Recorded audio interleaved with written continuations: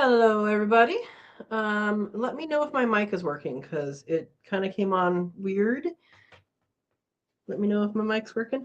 I'm Katrina. This is Sow and Tare. We do the live chat every Monday, 6 p.m. Pacific time, except for like next week. It will be on Thursday. Can you guys hear me?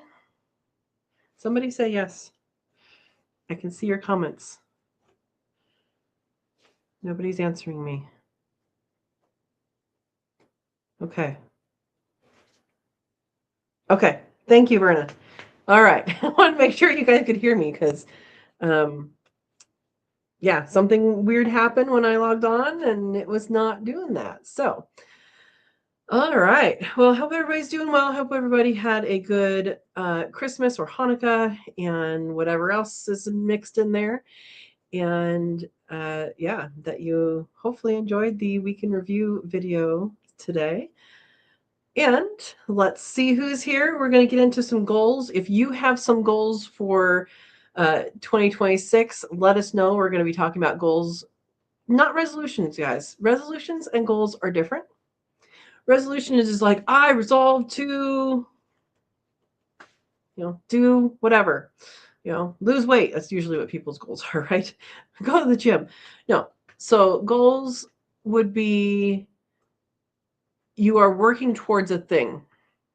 And not necessarily you want to reach those things, you want to do those things, but these are things that you plan on doing to reach a goal. And for goal setting, you have that goal and you should then know, well, what do I need to do to meet that goal? So, all right, let's go back to the beginning here and see who's here.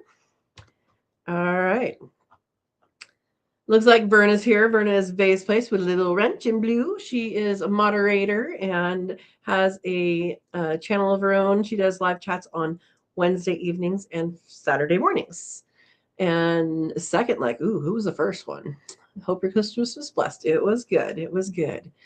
And Steve is S.O. Swanson, also in blue with a little wrench, also a moderator. He has quail. And you're being quiet for once? What? You were the first one. That must be what it was. Yeah, I had a weird thing logging in. Sorry I'm late. My clock doesn't run later. It's a computer time. All right. Oh my goodness. My sundial must be in a shadow. Silly, silly. Silly, silly. Jacob's here. Hi, Jacob. Jacob, your message on the Friends of Sow and Tare Facebook group, I don't know why it wouldn't let me accept it. So I don't know if it was just like the day or whatever, but for those who don't know, Jacob is one of the Katrina's kits, one of the members of the channel. And we made some wonderful, wonderful stuff this month. Was it last weekend? No, it was the weekend before last weekend, whatever it was. And he loved the eggnog that we made. So if you would like to become a member of the channel, we do a Cook With Me Live every month, and it's fun. Anyway, we do have a Facebook group for members. If you guys do not, Facebook group for members, and that is, I'm just typing it up. Sow and Tare. So that's what you need to find. Katrina's Kits, Sow and Tare, and that is the member group. And you do have to answer questions. If your name on YouTube is different than your name on Facebook, then message me, or put that in your answers. Hey, this is who I am. Because if you're not a member, you don't get in the group. But yeah, so we are actually posting stuff there for recipes. So what I've done is when we do the announcement in there, underneath that, after the fact, so before the event, we do ingredients, and then we all make it together, and then after the fact, we'll put up the whole recipe. So I like to do it together. It's fun. Anyway, And then, as always, if you remember, you can watch any of the previous live events as well. They won't be live, but it'll be a rewatch. So there you go. Hopefully you found that. Thanks, Brenna. All right. Yeah, so not many people on today. What's going on, huh? People taking the week for Christmas and the week for New Year's? Is that what it is? All right. Well, Verna said that she had some goals. What are your goals? Let's go through your guys' goals if you have goals, or you want me to go through mine first. I'm gonna do a video. Well, I already did it, but the video on Thursday is going to be all about my goals for the year. And yeah, so I know Verna had some goals she looked at. Thank you, Verna. Oh yeah, we also have a channel, just regular. You don't have to be a member. Facebook group, and that is Friends of Sow and Tare, and anybody can join that. You do have to answer questions and accept the rules. And I do need to plug in my computer apparently. Sorry guys. Wait. I plugged in my work computer here today.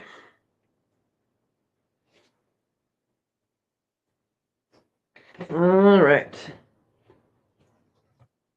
There we go. And we're powered.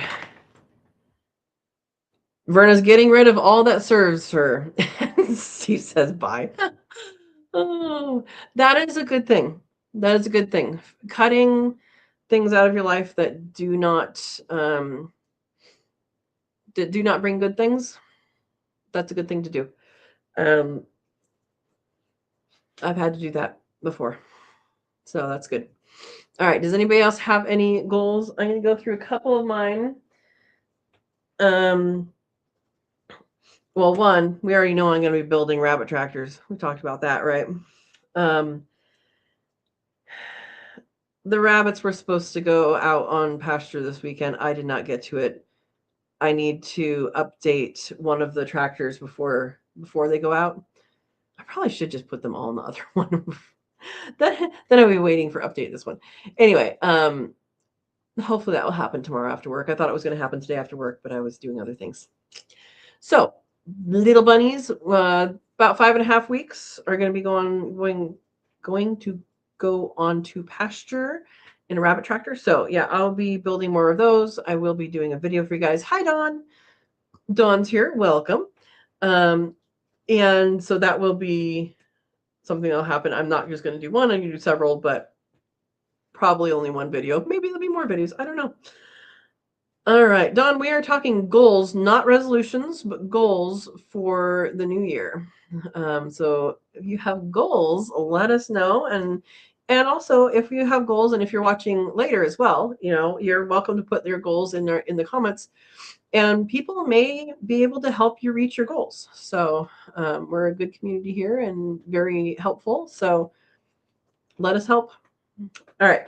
So one of my big goals this year is fencing. And I know Steve said he wanted to see more building things. Well, it's going to be fencing and rabbit tractors, Steve. Probably cutting down trees. So fencing is something I need to do. I need to fence the area that the bees are going to be in. I need to fence the area that the garden is going to be expanded in. I need to fence the area the rabbits are currently in and the chicken run is.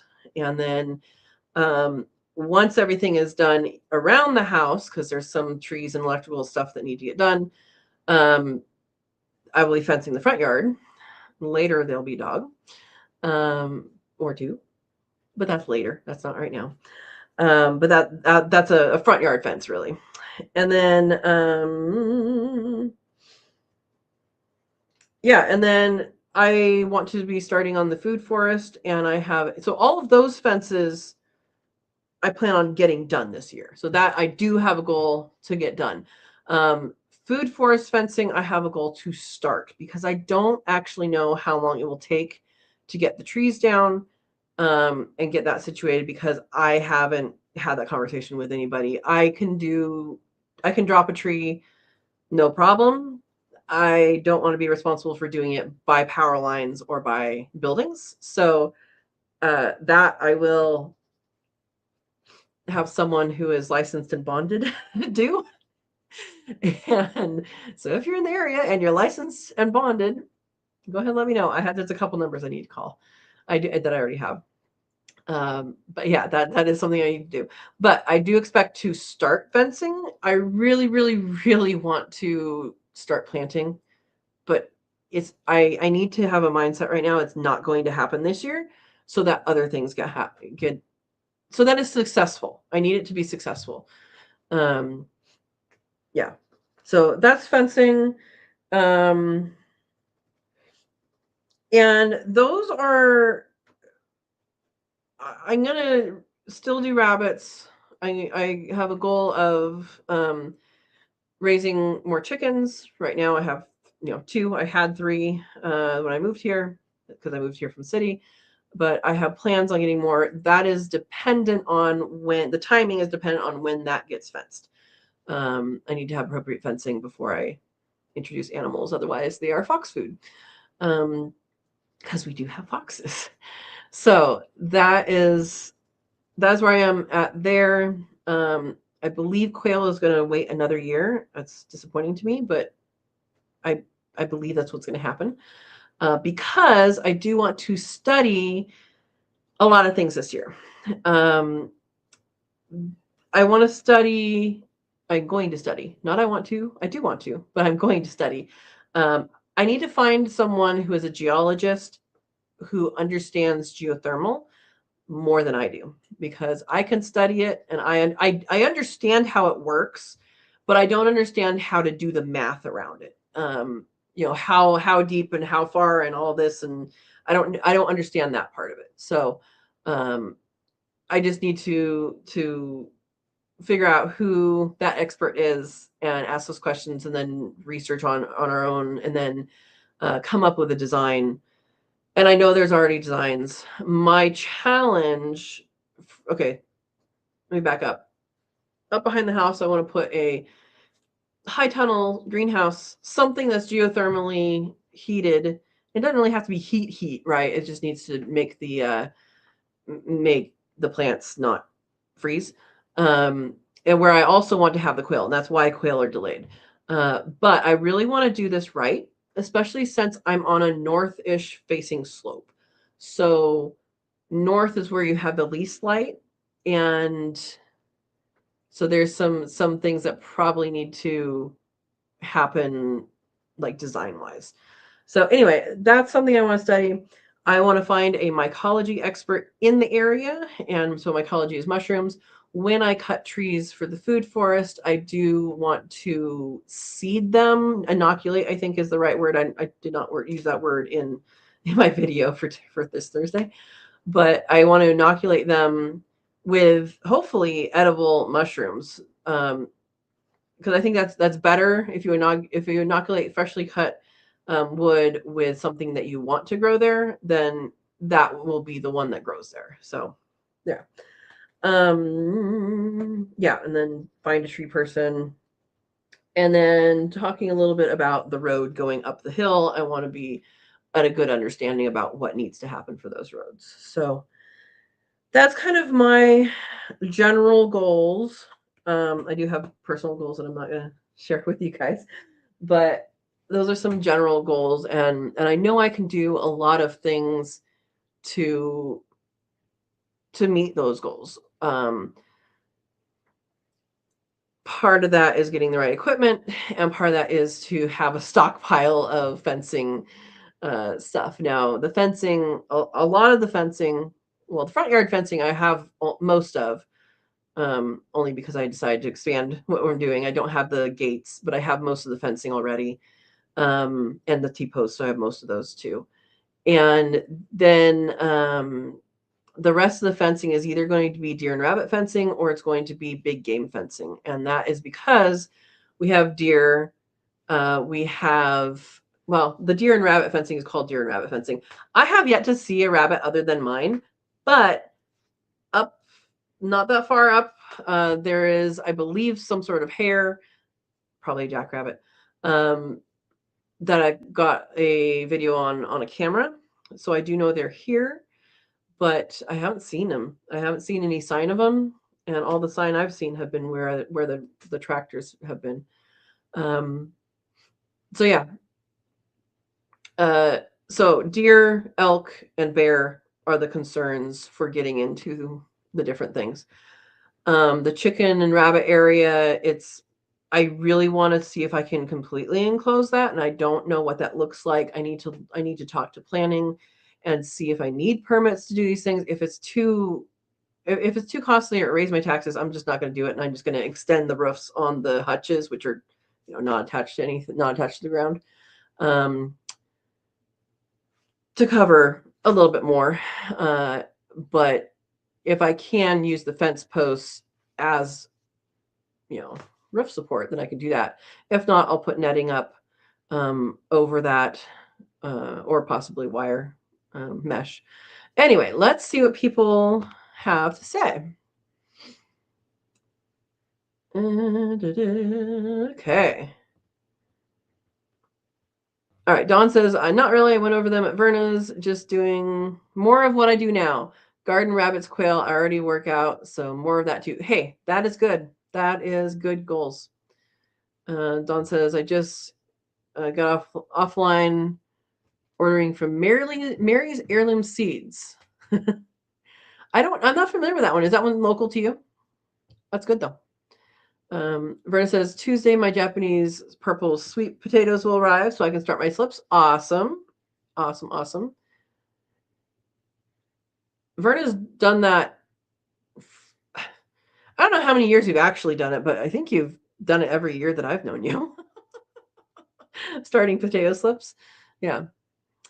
Dawn says, Mary's Heirloom has a Facebook page and had a cute pepper for my parrot.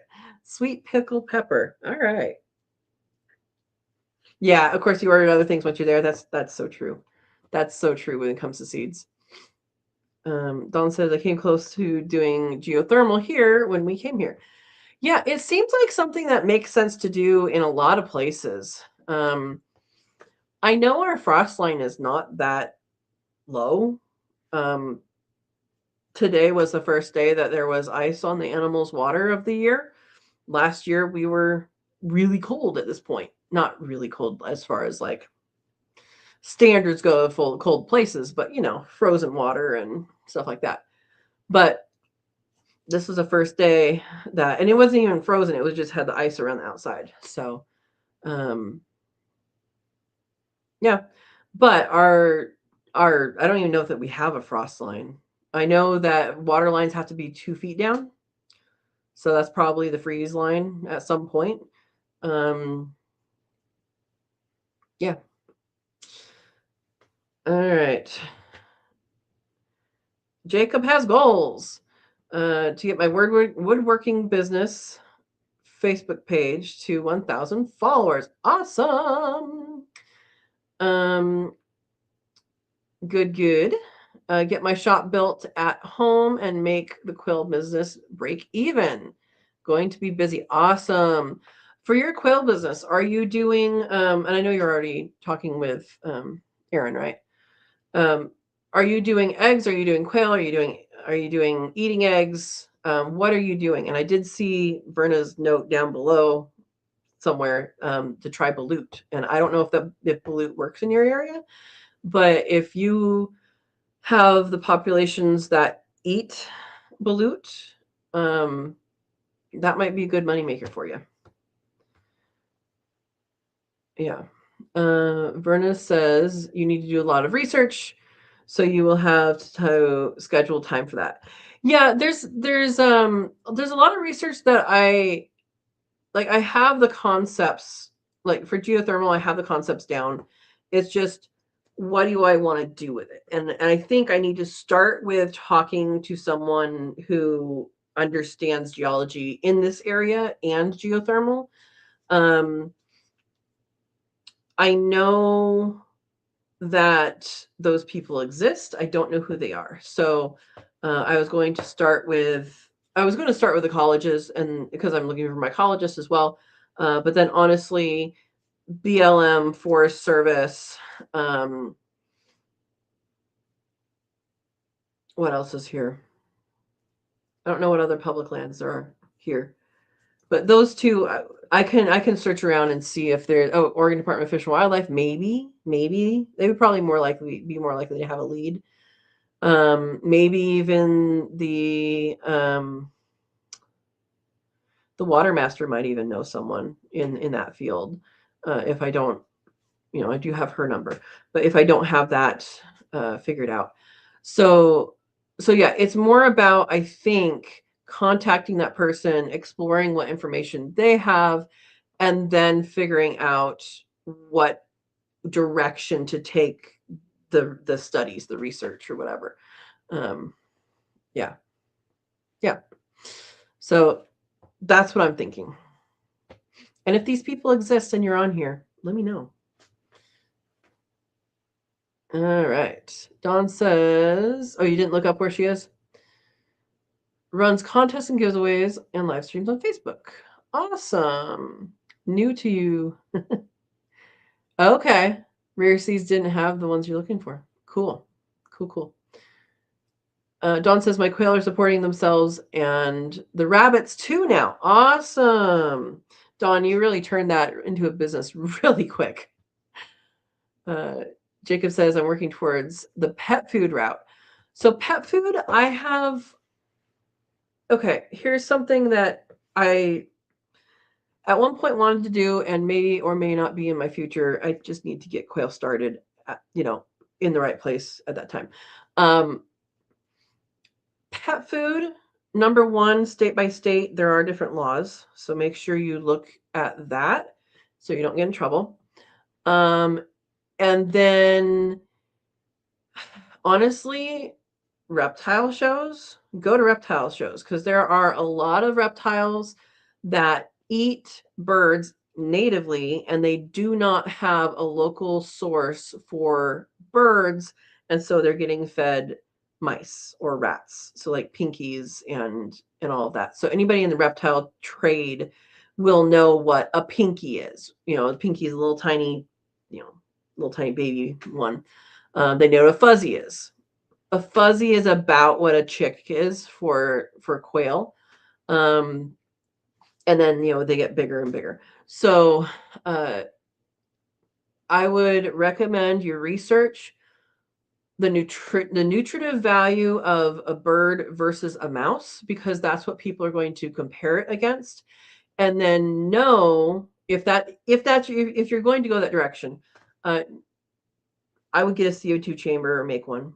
Be very, very careful with that, because that's going to be a better situation for you and your clients, and it's an acceptable method.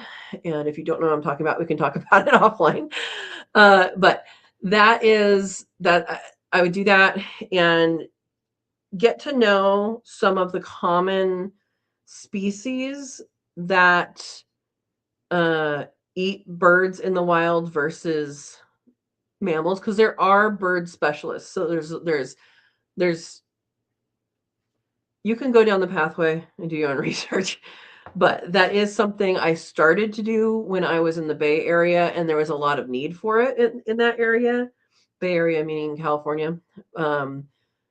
But reptile people are very specific and tend to geek out on things. So this is just a generalization, right? Very specific, tend to geek out on things. And if you have the answers when you have the conversation, then that's going to be a good thing. Another thing you could do is partner up with someone who is already selling these things and say, hey, I'll do the back end of this with birds if you sell them. And then that person can offer a bigger variety, and you still get paid. You might not get paid not as much, but you also don't have to spend as much time, which is also costly. So there's a lot of things to think about with that. And yeah, that was something I was going to get into and started that research for. but definitely look up the nutrition of what is in a feathered whole, chick, a feathered whole large-sized bird, versus say a fuzzy or a rat. Like that would be your approximate comparison. And then you also need to know how many days old equals a fuzzy. How many days old equals, I forget what the medium size is, but there's a medium size. How many days old equals an adult mouse? How many days old equals a fuzzy rat, which has a different name. So you should be doing that right now if you wanted to get into the reptile world, and know how much approximately your average they weigh at those. That's how you would figure it out, is size and weight, because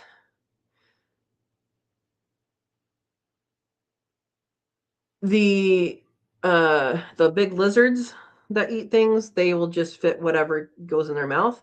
But the snakes, they dislocate their bottom jaw and are able to open that up and work their way around something larger than their mouth, or larger than their jawed mouth because they open their jaw. And so that's something, just start taking data. There you go. There's your advice. All right. Now that we solved Jacob's goal, no, I hope you do really well. I hope you do really well. Yeah. And Verna says, do you have a freeze dryer? Freeze dryer is another thing, except depending on if you're doing dogs and cats and that kind of thing, that might be more appropriate because those animals drink water. For the reptile stuff, I would put it as an option to your customers if you do have a freeze dryer, but I wouldn't automatically do it, because that's where they get their moisture from. They don't, well, there are snakes that drink water, but a lot of reptiles get their moisture from their food. So you guys didn't know I used to own 2 snakes, did you?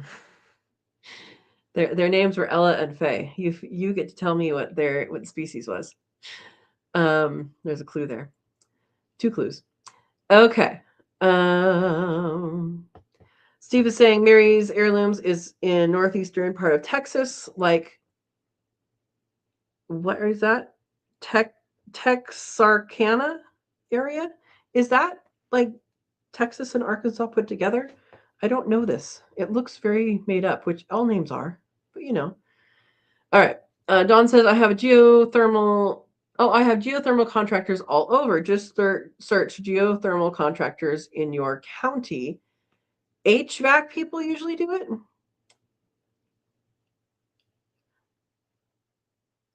I hadn't thought to look at HVAC because HVAC that I'm familiar with are like just systems that they put in. And I'm not necessarily looking for a contractor unless I need to, but I just need to understand what here is. But let's just do that. Geothermal contractor.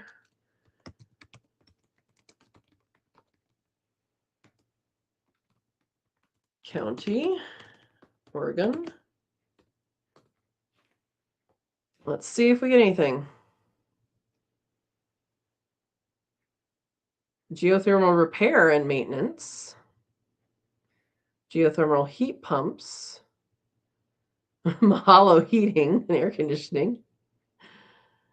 Well, it doesn't really say they did geo, but okay. Well, that was a good tip. I will follow that rabbit hole later.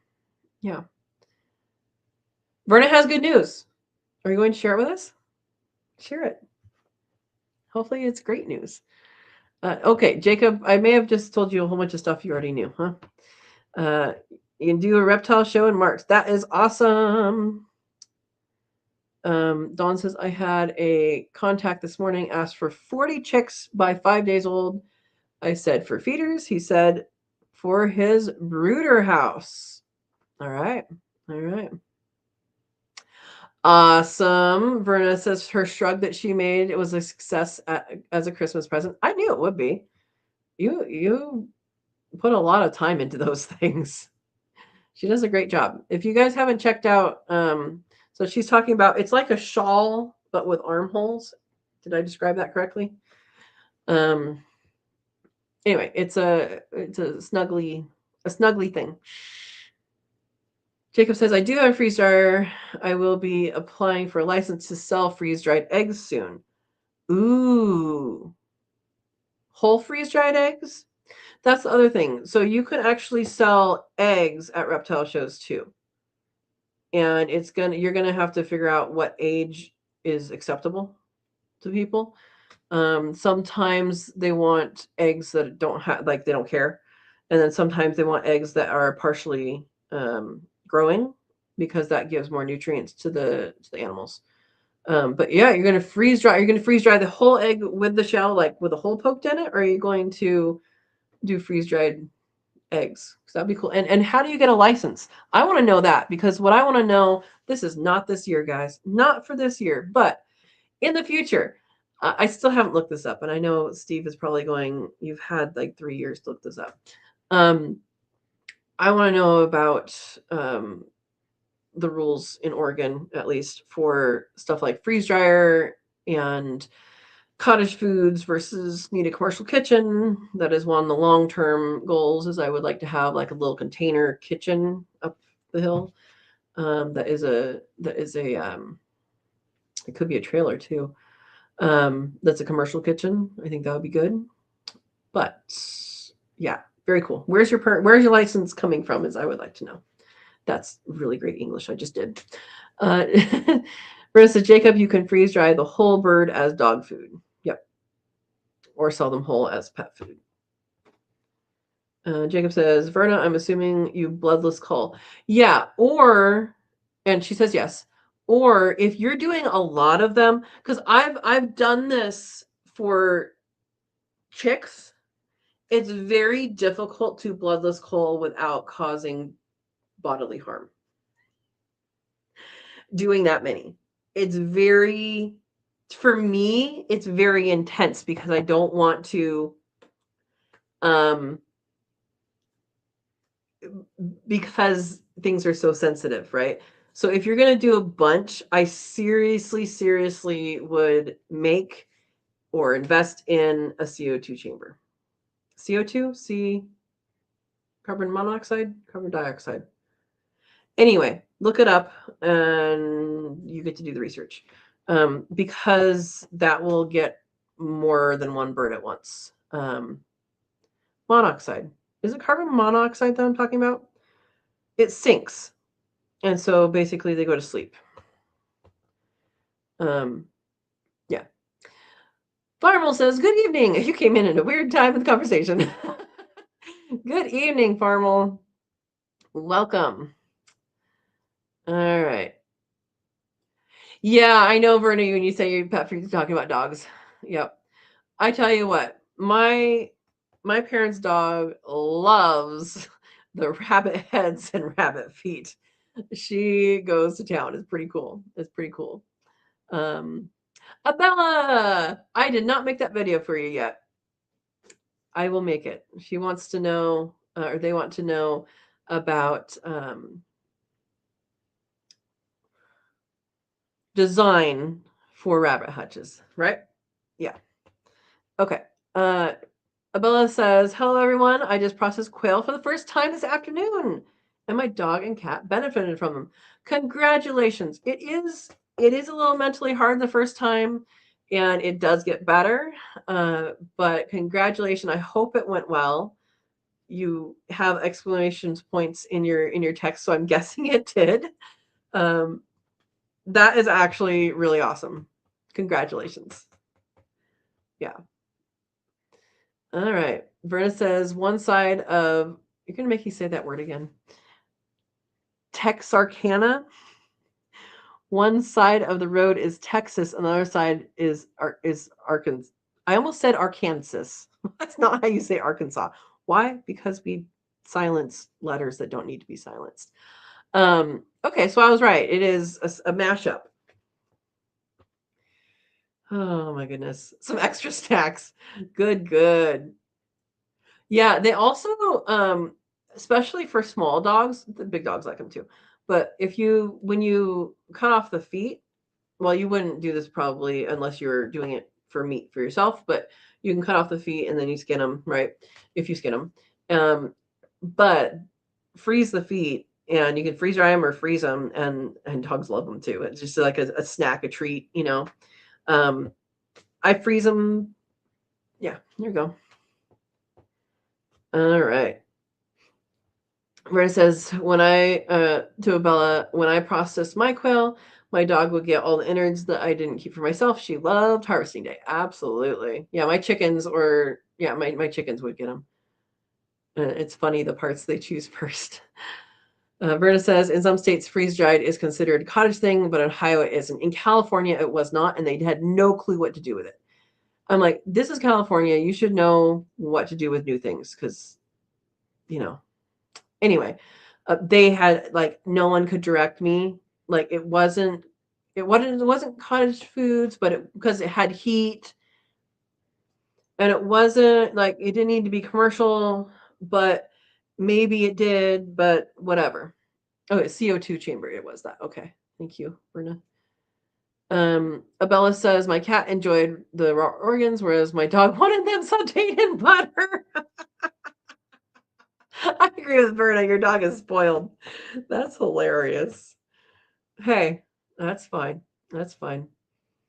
Jacob says, so in Wisconsin, I don't need any sort of permits or license to sell whole quail eggs for pet food, reptile, dog, cat. I need a license from the state of Wisconsin and have to keep track of the tonnage sold for any freeze-dried eggs. So your license is more for business purposes and profit purposes, not necessarily for the process of doing it. Is that what I'm saying? Or that is what I'm saying. Is that what I'm hearing? Is that what you're saying? Main Street is a designer for. You're gonna make me say it again. Texarkana. Stop making me say that, Verna. All right. Jacob says I can also sell ground quail without a permit, so long as I don't add anything or make claims to the nutrition value. That's a big point. If I put any sort of label that indicates nutrition, then I have to send in a sample to get guaranteed analysis. That makes sense. That makes sense. Yeah, quail feet are great to keep, Verna says, to make bone broth. I have not done that with quail feet. I know what they step in, and I'm not confident that I could clean it or peel it. I am confident that a dog will like it, though. Abella says, working with quail was new, but it wasn't difficult because I had processed chickens and even turkeys in the past 4-H days. Yes. Did you peel or pluck? Peeling is much easier if you don't have a plucker. And I still have it, I guess. I have a drill attachment plucker, and it works, but you have to have a variable speed drill. Otherwise, it's just like, yeah, and you have to like use a zip tie to put the trigger of the drill. Yeah. Anyway, clamp it to a table. There you go. All right. Bella says, I do have 10 million questions about rabbit tractor and cage builds in addition to feed consumption numbers. Yes, I can tell you that right now, the rabbits that I'm keeping track of, and this is plus mom because they're all eating the same stuff, from birth, they don't start eating pellets until at least 10 days, probably more than that.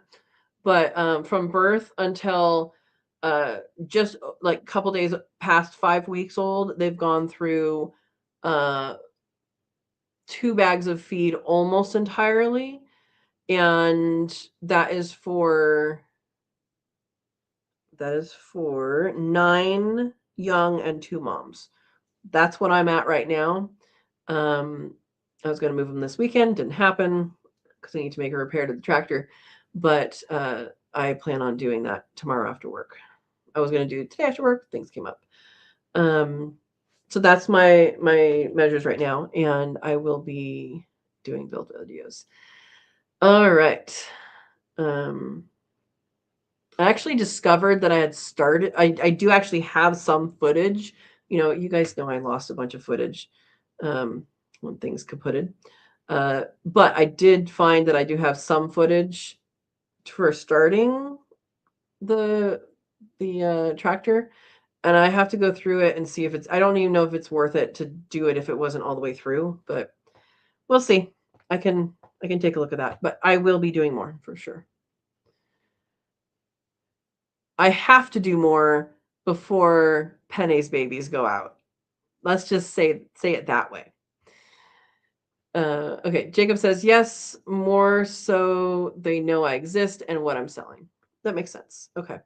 So I would say that's more closer to like a business license than a what are you doing license. I don't know. I'm saying it weird. All right. Yeah, ask all the questions. So she's already asked. I'm going to do a what I like, what I don't like about the rabbit hutches, and I'm going to do builds for the tractors. I am going to record what I do for repairing the tractor. The tractor that I'm repairing, and so that will be a video that comes out before making of, and I'll go over and kind of what I would have done different. But yeah, ask questions. All right. Yeah, wash the feet before freezing them. Yeah, definitely. I know people peel the chicken feet. Dawn says, I'm like Katrina. That is why I don't even look for chicken feet in stores for bone broth. I think the ones in stores are peeled, aren't they? Anyway, that is true. In cages, quail feet do not get as dirty, but they still step in stuff.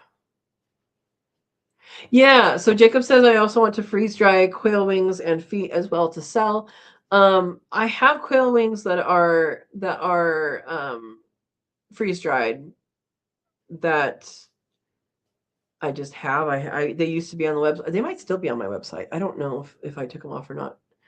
But I do have that. I also was going to get into fly fisherman stuff where you could sell the whole pelt, and then I would have to figure out if they would want it freeze dried, because you can freeze dry the pelts, or if they would want it frozen. And that would be something I would work with someone on.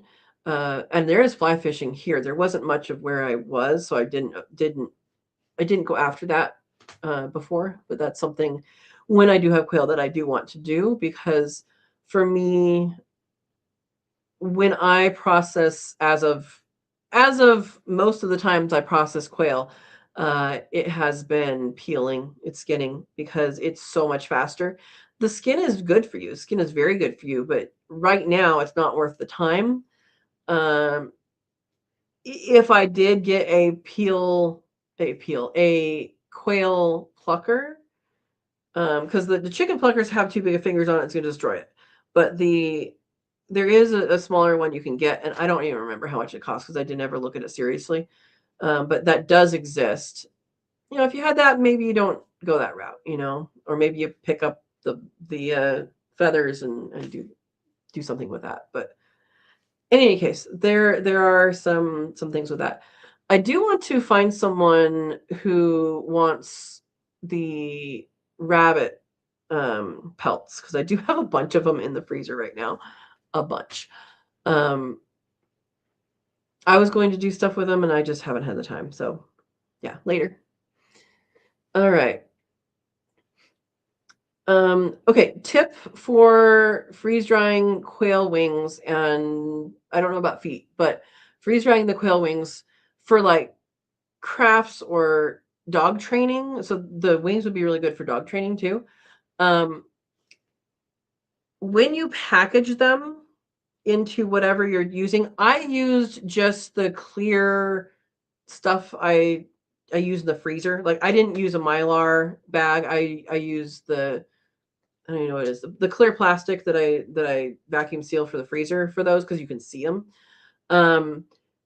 But if you have not cut the wings at a really great angle, it could puncture it.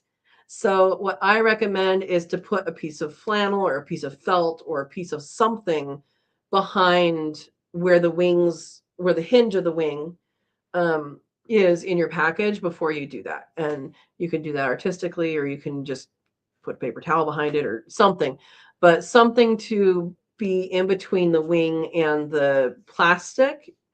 I don't know if the same amount of see, in that case, it was vacuum sealing. So anyway, you figure it out, but be conscious that that part might have to be protected somehow if you're vacuum sealing it. All right. Random facts. Abella says, I tried plucking, but the skin tore on 2 of them. The other 2 I dry plucked, but they look bad or are full of pin feathers. So I will have to mess with those longer or give up and skin. So they do require a scald. So what that means is the water, I don't remember the temperatures. I don't remember the temperatures. I know, Verna, you used to know that. Do you know it anymore? I want to say 120. I don't know why. And I want to say 30 to 45 seconds. And I don't know why. Let's maybe start with that. No, 160. It's 160. I think it is 30 to 45 seconds, not minutes, seconds. So I think it's 160 degrees Fahrenheit for 30 to 45 seconds. And when you dunk them, you hold them by the feet. And after they're, bled out and all that, you hold them by the feet and you don't go all the way out of the water. So like, here's the pot. You want to go like this. And then you can pluck them. I did a drill attachment plucker. You can pluck by hand. Yeah. Skinning is pretty dang easy, but you do miss out on the nutrition of the skin. All right. Don says, doesn't that make the feed for grow outs high cost? High cost? I was wondering about that today with my 2 new 8-week-olds added to what I have. Thought about a pen. What? Thought about a pen of them, and wow. Okay, so my previous numbers that I ran, what I remember from that is that a kit with basically just eating pellets from birth through 12 weeks old would eat a bag of food.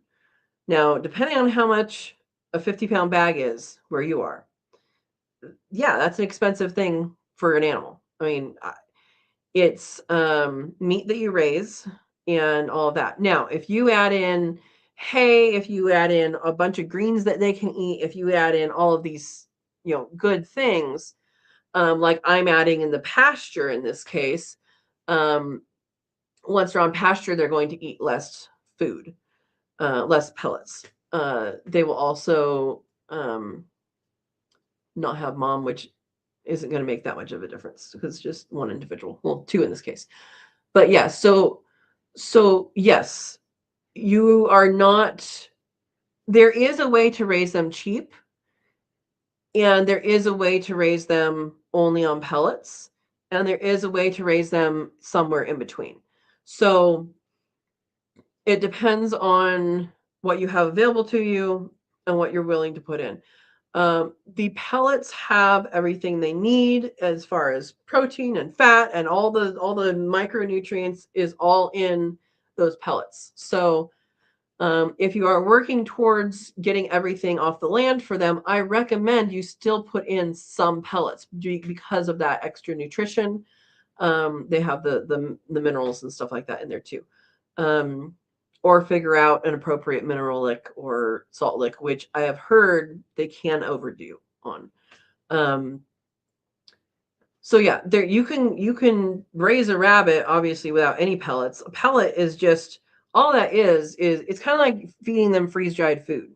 It's food a lot of it's alfalfa, that is dried and compressed, dried mixed to a consistency that is, hey, we have everything, all the nutrients are in this little thing right here. We didn't miss any. And then it's compressed into pellets. Like, that's all it is. It's,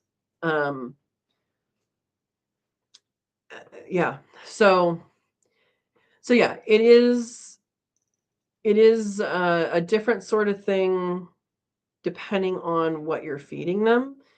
And for me, what works right now is pellets up there, and then on the pasture they get more. They'll get a little snack every once in a while, but yeah. So this right now, this is just me figuring out the math and seeing how much I should be charging. The first time I sold rabbit meat, I sold it for less than it took to make. And so that's something to think about, especially since in the area that I was selling, I could have sold it for twice as much and ended up later selling it for twice as much. When I was in California, I'm just going to flat out tell you guys, when I was in California, I was selling processed rabbits frozen for $40 a piece, 12-week old. I didn't do it by pound. I did it by animal, and people were happy to pay that. So would I buy a rabbit processed for $40? Probably not. But it does help pay for your rabbits. Now, I have not looked into the rules and regulations for Oregon yet, so I have not sold any here, like to the masses or anything. Done some trades and stuff, but I also donated some to a raffle. But I have not looked into that. I have not put out advertisements for that, where I am here. I don't think the community I'm in is my audience for that. Some people maybe, but in general, probably not. And so if I were to go that route, I would probably kind of search people out in the periphery, in cities and stuff, and see what people wanted. Okay. So yeah, it is a, so I don't remember what they are. Let's just say $20. I have paid for a 50-pound bag of rabbit feed between, well, when I started, it was $16 for a 50-pound bag. Now I think it's between 18, and I've paid as high as 22, but I don't remember what it is right now. It's between 18 and 21. I could check a receipt, but let's just say $20, easy math. $20 a pound, not a pound, $20 for 50 pounds of food. And I'm through almost like that much left. 2 bags of food at this point. So 2 bags of food to get them to 5.5 weeks. And they're going to eat more now once they leave mom, because they won't be nursing. And yeah, they're going to eat more when they grow. So anyway, and that's for 9 kits and 2 moms. So once they leave mom, the moms will go out of the equation. But I'm keeping them in just for math wise, because they're, when they're young, they're always going to be with mom. All right, complicating my math skills right now, guys. And Verna's talking to Abella. You don't need as hot a water to pluck quail as you do for chickens or turkeys. That is true. That is true. And Abella says they were selling freeze-dried whole quail for dogs at the feed store for $10 each. Yep. I mean, it costs to get them that much. So sorry. I'm just reading Steve's. Steve says, sorry, you have to go back and repeat the last 20 minutes. Just kidding. I'll catch it on the replay. I had to deal with an electrical outlet fire. Oh, Steve. Hopefully it is completely out. Please sleep with one eye open tonight so that you can monitor the situation. And hopefully your fire alarms do work and you don't have to test them right now because they already work. Oh my gosh. And Bernice says, hope all is well now. Okay, back to Abella's thing. Yeah, so $10 each for quail, for a whole quail. So I'm assuming that's an adult, which is likely going to be 8 weeks old. Could be up to 10 weeks. They do get larger than 8 weeks, but the food conversion doesn't really work out in your favor if you're selling it past 8 weeks. So 8 weeks, um, yeah, $10. I mean, they have to make a profit, right? And they've done the freeze drying, which has electricity and the some of the price of the freeze dryer as well. So yeah.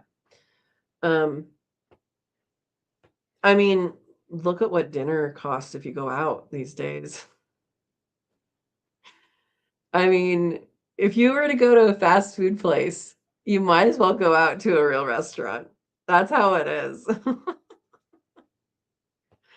All right. Not that we have fast food places here. All right. Dawn says, good thing you take care of that. Absolutely. To Steve. Yep. Okay. Verna did 135 degrees for we're talking about the scald. And Steve says 140 to 150, 160 will start to cook the skin. Okay. So 150. I didn't remember what it was. Okay. And Verna's saying 135 for 30 seconds or about 6 to 10 dips. Sounds like you're making a candle. Steve says, I dry plucked a few. I got better with experience, just took longer. All right.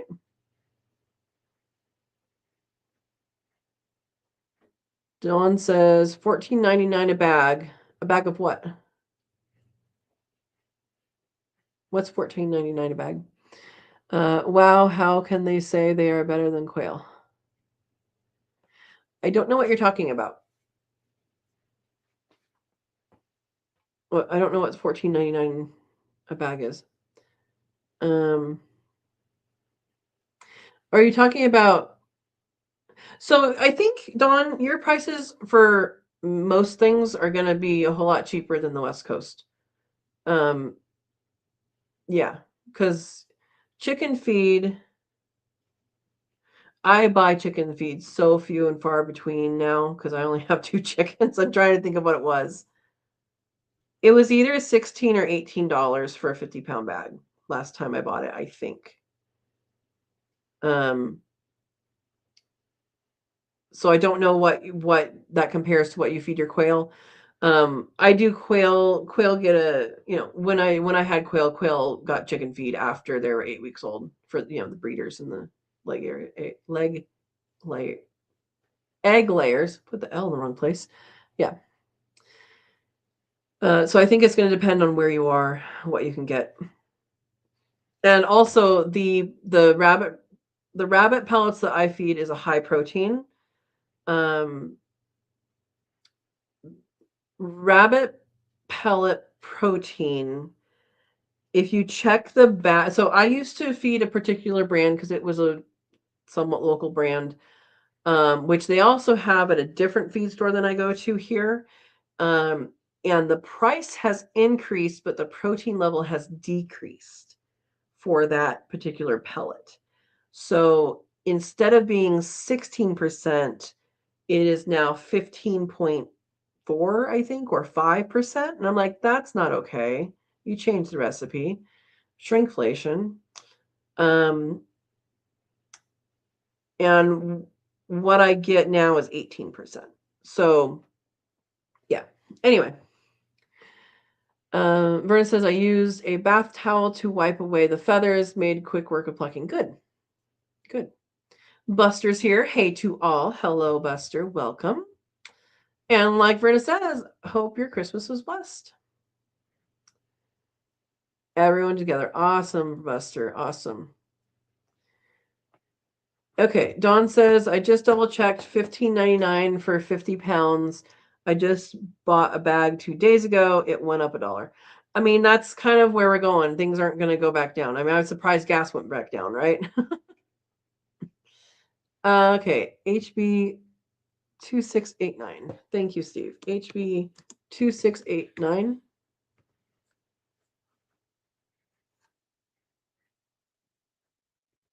Is that what you gave me? 2689? Where are you? There you are. 2689. Okay, I will look at that after this. Thank you. Thank you. I know in California, rabbits are considered poultry, which the only thing that makes sense to me is the Easter Bunny and Cadbury. It's so silly. Anyway, thank you, Steve, for looking at that for me. Okay, Dawn says chicken pellets I got for the quail the same day as the rabbit, and it was $22.99 for a 50-pound. Yep. 17% for chicken layer crumbles, rabbit protein 17%. Okay. Because they taste like chicken. I mean, you can trick people. You can trick people, certainly. But yeah. No, it's an interesting thing because I think they just don't know where they fit, you know? I mean, they're not poultry though. Yeah. Steve says that bill was supposed to allow 1,000 poultry from farm processing, and they were trying to add rabbits. It's all covered by Oregon Department of Agriculture. Awesome. That's the same thing as California. Is up to, well, I think it was actually, I don't remember if it was 1,000 or 999, but it was something like that, and it had to be sold from your, like, from your farm, from your front door. You couldn't bring it out into the world, but yeah, I'll have to look at that. Thank you. Jacob says my quail feed is $19.50 a bag and chicken feed is $17. So are you feeding your quail a specific type of feed, or are you feeding your quail a specific type of feed only up to 8 weeks? And have you done the research between doing different things? Young quail do need a very high protein. I fed 27% turkey starter to my young quail, hatched to 8 weeks. And then I would switch them gradually. I would switch them onto a 16% chicken feeder. I'm just curious what you're doing and how much research you've done into that, because that's things have changed for sure. For sure, things have changed. They're putting different things in bags. This is my tea. Yay. It is something I made this weekend. There's a video somewhat about it tomorrow. It's not really, but it's included. Pineapple core, cinnamon, cloves, turmeric, ginger,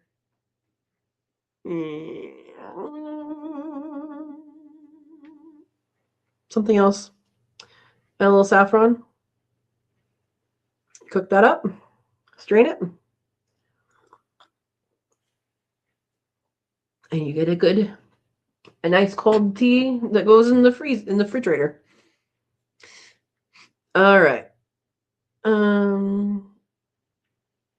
Yes. So rabbit processing not covered by USDA is covered by state inspections. Yes, that is true. Thank you. That's from Steve. Don says my game bird starter is high and I have to go 40 miles for the 28%. Yeah. Yeah. Absolutely. So Steve says it also matters where you buy the feed from. Tractor Supply and Ben's Farm, I don't know Ben's Farm, and feed are not the same pricing. Yeah. So look at the prices. Look online. I know, Vernon, didn't you used to get yours from Chewy and they would like bring it up the stairs for you? Yeah. Yeah. So yeah, definitely look around if you have the options to look around. If you don't, you don't. In my case, it's funny because my rabbit feed I don't even get from like a barn, right? Like usually these feed stores have a barn involved with like a bunch of stuff. No, mine comes from Mini Pet Mart. And I have to call ahead and say, hey, how many bags do you have? What are the dates? Yeah. Can you put 3 aside for me? And they know me well. They just keep it for people, like there's a few people that do it, so they keep a handful on hand. But yeah, the highest I could find in my somewhat local was 14%. So, yeah. Yep. Because people do it for pets. People aren't, I don't know. Yep. All right. Verna says, I made the candied ginger and gave it out this weekend for my Christmas. Awesome. Last bag was delivered today and it was greatly appreciated. That is awesome. Ginger is awesome. I think it is my favorite spice. Yeah. All right. Jacob says, I use the Kalmbach Game Bird Starter Crumble for 4 weeks, and then they go to Game Bird layer pellets for the rest of their life. Oh, you only go through 4 weeks. Okay. And they get up to weight and everything, and they're good nutritionally. Yeah, I always went through 8 weeks. Cool. Hey, you got it. And Verna says, Yeppers, chewy.com. Don says, I don't do Tractor Supply and never heard of Ben's. Not around here. Yeah, I mean, it could be a local barn. Yeah. All right. The stuff that I get is made in Eugene, so it's made only a couple hours away. How long they have things on the shelf is another thing, which is why I check the date. Okay, Abella says, I have been feeding 24% protein crumble in the first 6 to 8 weeks, and then a blend of layer crumbles for chickens plus the higher protein. I have also been adding a little flaxseed and calcium grit. Awesome. Awesome. Yep. You can do calcium grit. Sometimes it's called bird grit because if you ask for calcium grit some places, they don't know what the heck you're talking about. You look on the back, you're like, oh, it's calcium.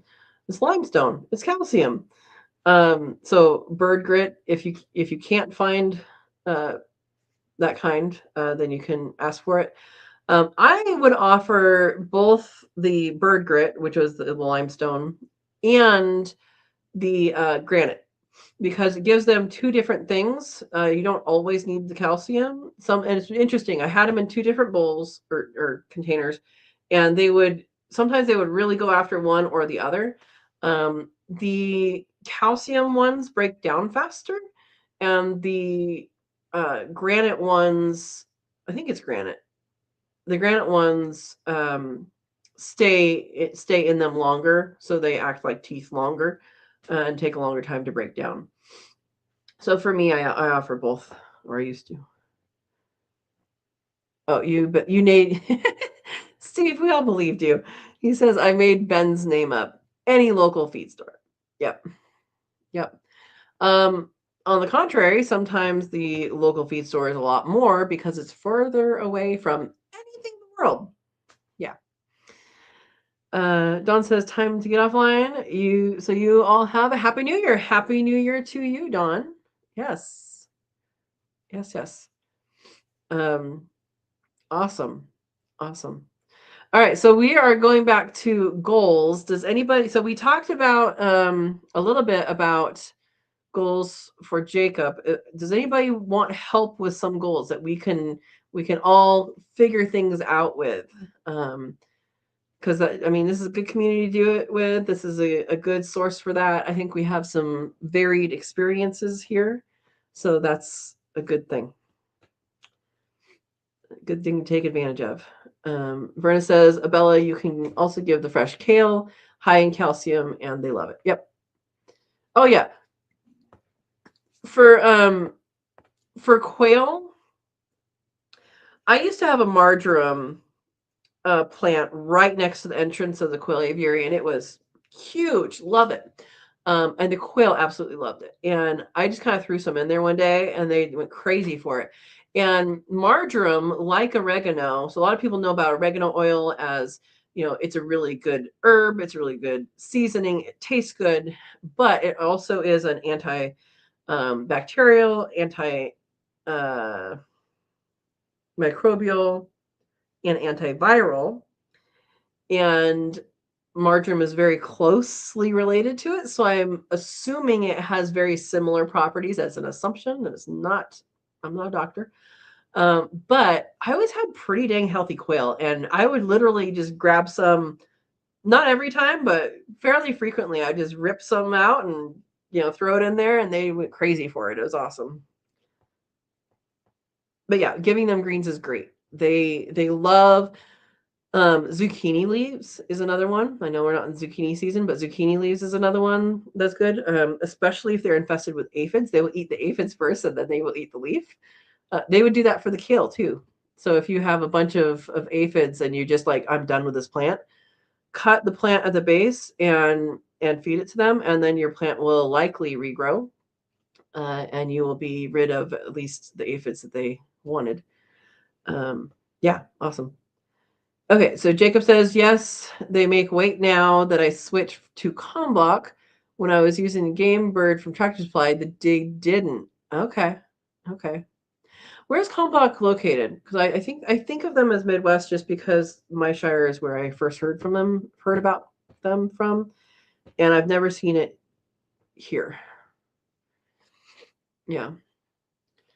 Abella says, I have also been feeding one group of quail red pepper flakes. Yep. And getting dark orange yolks from that group, which is fun. I grind up eggshells occasionally when I remember. Yeah, you don't even have to grind up the eggshells for them. If you're talking about feeding them back to them. Quail don't really have a strong enough peck to break the shell. And if you just crumple it and put it out there, they'll figure out how to eat it. I mean, they really do. And it recycles the calcium. I do the same thing for the chickens, but I do crunch it pretty darn well because the chickens can peck into their eggs. So I don't want them to associate the egg shape with, ooh, maybe I can eat yummy stuff in here. Yeah. But yeah, so how to get the yolk more orange, red pepper flakes, but then also greens. Greens will accomplish that as well. And red pepper flakes are really good to feed in the winter because it increases, it makes them warmer. In the summertime, if it's hot, I would not give them red pepper flakes. Yeah. Because just like corn, it heats them up. All right, Abella says, I definitely give my quail a few greens here and there when available, including kale, but I don't want to disrupt their protein too much. Yeah. There are lots of greens that have a lot of protein in it too. I mean, look at cows. They live on grass. They are protein. It comes from somewhere, guys. All right. Yeah, and Verna says the same thing. Any greens will cause the yolks to darken. Spinach is high in protein, Steve says. Yep. Collard greens as well. Yeah, so feeding the right greens would be good. Okay, Verna has the drop on Kalmbach. Family owned and operated, established in 1963. A second and third generation family owned and operated business in Upper Sandusky, Ohio. All right, that would be why I know about it from a quail farm in Ohio. Yeah. I'd be interested to know because I do know like you can do a Chewy order for that, I believe. I'd be interested to know if they have like that's where they're created, but do they have like operations elsewhere? So anyway, I've heard good things about them. I know the one that I am currently feeding. Sometimes I see a corn kernel in it. It's not supposed to have corn in it, like a whole kernel. So I'm like, how does that happen? So it's working. It's helping them grow. I don't completely trust what's on the label. Anyway, yeah, Chewy sells it. Yeah, I hope to get to a point, and I have plans in my head. I want to grow, and I've looked this up before, and I keep forgetting to write it down in a place that I remember where I wrote it down. That's the key. There is a plant that grows in Australia that is a shrub that is a very higher protein than alfalfa, but it's a shrub, and so you just trim it and collect it, and then give it to your animals, and it's used for feeding all sorts of livestock in Australia, and And so that is something that I want to get a hold of. I know that there are people in the United States that grow it. So I know I could get a hold of it, but I keep forgetting to write down the name when I figure it out.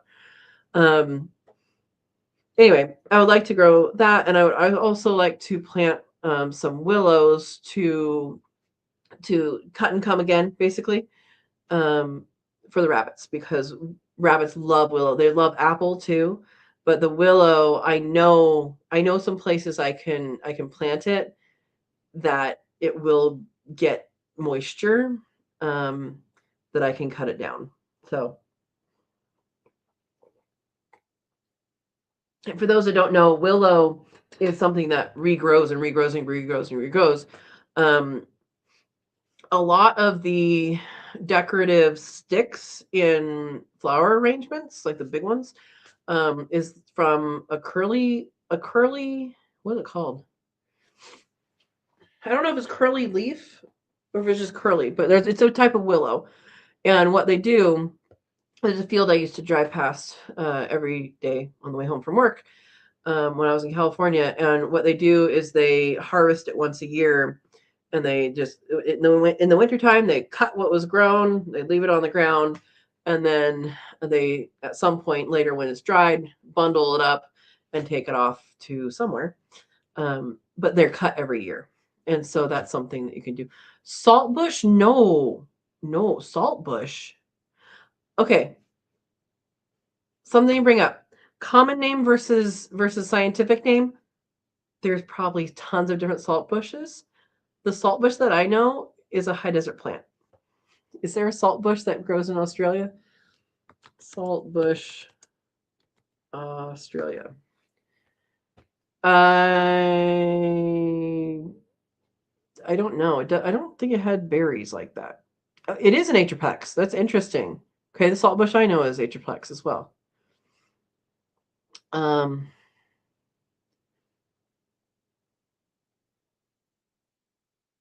I don't think so. Is it?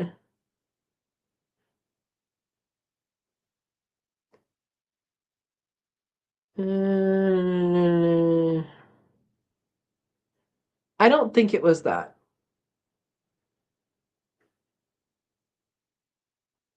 It was something that got really big. Where'd you guys go? There you are.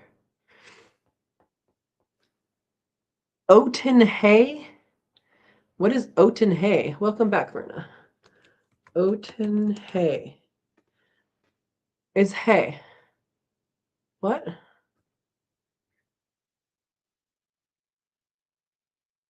Do I have to put oaten hay Australia? It's a bush.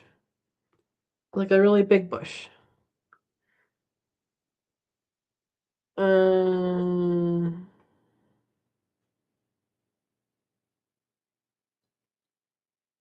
I don't think so. That's all actual hay. Yeah, that's all actual hay. Well, this is a shrub. I don't know. You're being very helpful. You're covering up that rabbit hole. We've looked it up before on here. We have, and I keep writing it down, and I don't know where I write it down. I need to get a bulletin board, and then I wouldn't be able to see it anymore. I have a whiteboard for stuff that's things that I can cross off and erase, and I actually do have a bulletin board. It's just not anywhere on a wall. That's not helpful, is it? Okay, I'm just gonna look really quick. Let's see. Australia, um, forage bush high protein. That's what I'm gonna say.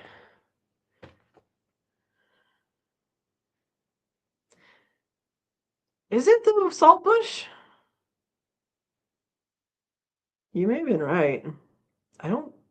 I don't remember that being the name. All right. Old man salt bush. Ooh, is this it?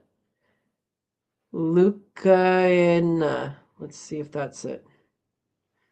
This is it, I think. Okay, I'm going to share my screen and hopefully not regret it because I haven't actually looked at this yet. Okay. Oat and hay. No, so this is, I'm going to share my screen and we're going to go through this together.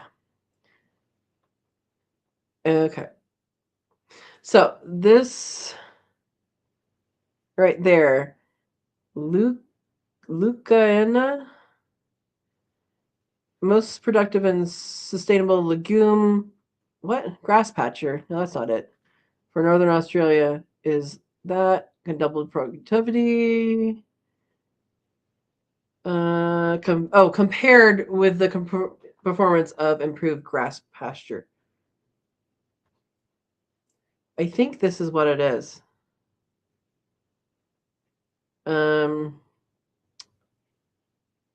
Buffalo grass. I don't know. It sounds very familiar. Okay. Oh, that's a download.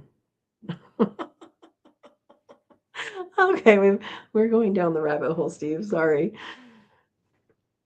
I think this is it, though. Yeah. I think that's it. All right. I will read through this later, but that is, I believe that is the name of what I was thinking of. So Luke means white. Anna, I don't know, but I wonder if it has white flowers or a white underside to the leaf or something. Like Luco means white. Okay. Well, there you go. I think that's what it is, but I'm gonna have to look further. Buster says we have salt cedar. Is that exciting? I need more information, Buster. Oh, because I was saying saltbush. Yeah, saltbush is an atriplex. An atriplex. So this is where knowing scientific words comes slightly in handy. Atriplex is the same type of plant, the same area of study of Steve. Yep, Steve got me. Dangle a carrot in front of Katrina before she falls into the hole. Okay, what was I saying? Oh, atriplex. Let me make sure I'm not going to lie to you.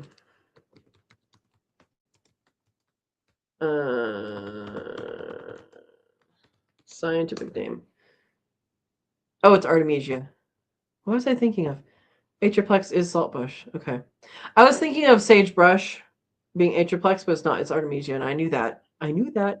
Artemisia is also a mugwort. Or mugwort is also Artemisia, is what I'm saying.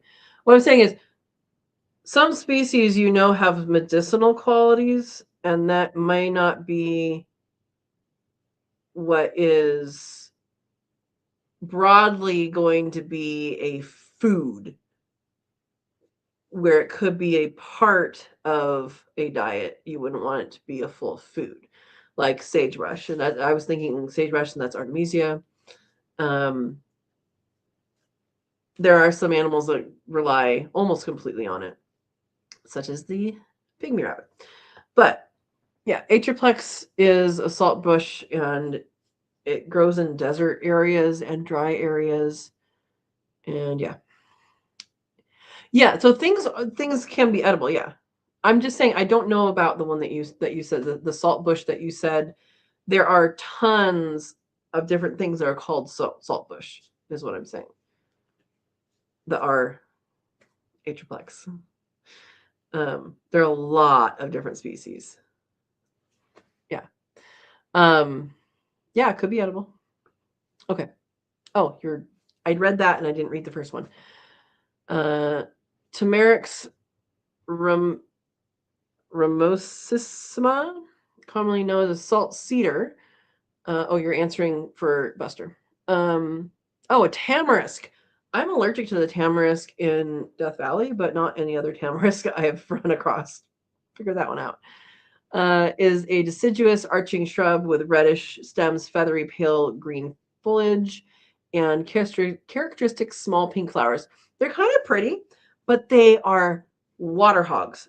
Water hogs. They're an invasive species in the areas that I know them in, where they're native. Obviously, they're not invasive, but they are highly invasive in certain places, and do not plant them if they do not grow there natively.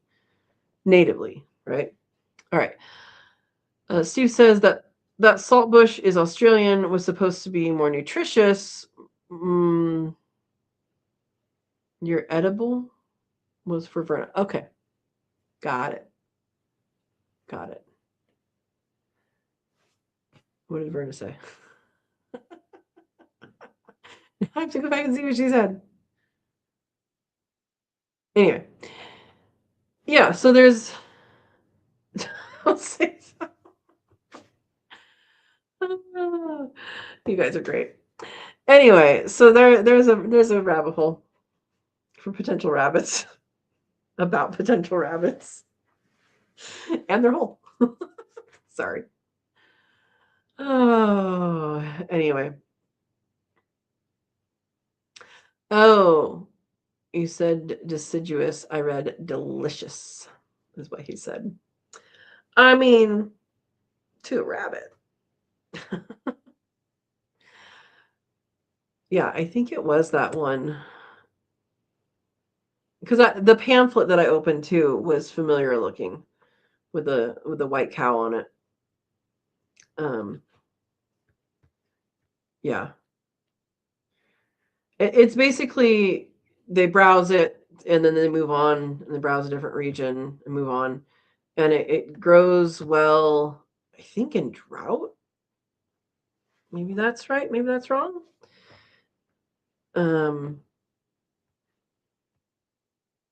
Oh, its green leaf and stem can be frosted to the ground level, but the plant will recover. All right. Yeah. Anyway, so that's something that I need to probably look at some point. Everything's edible once. Thank you, Steve. Did you steal that from me? I've said it before. Rena says, yes, salt cedar tamarisk is technically edible, particularly its young spikes and a sweet manna secretion, and it's eaten in some cultures as a green. Probably the young stuff. Yeah. Mesquite, honey mesquite, has the seeds are you make a sweet flour out of it. And that's definitely a desert plant too. So yeah. Yeah, tamarisk. I don't really know where it's native to. It's not native in Death Valley. I know that because we were volunteering pulling it. Hopefully we were volunteering with the right group, right? Yeah.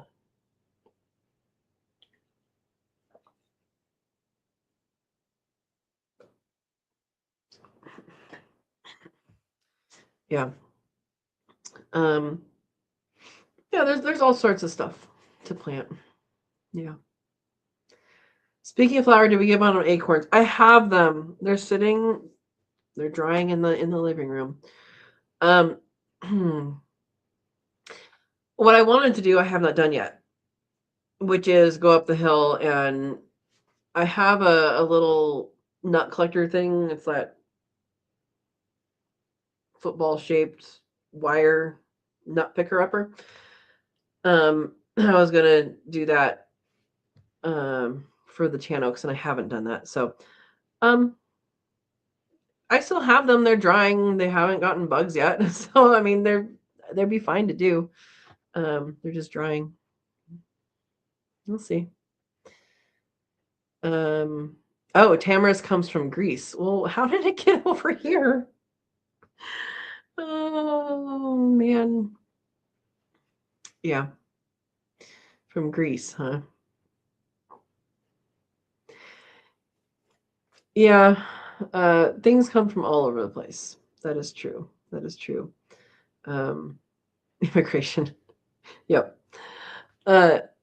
Yeah, the one thing that I do want to hopefully eventually eliminate We'll see. For my property is the knapweed, and I may be getting help with that soon. We'll see. Buster has some explaining to do. Oh my gosh, Steve.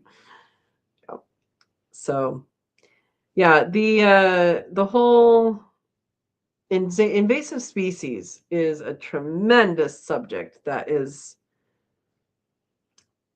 very interesting and frustrating at the same time.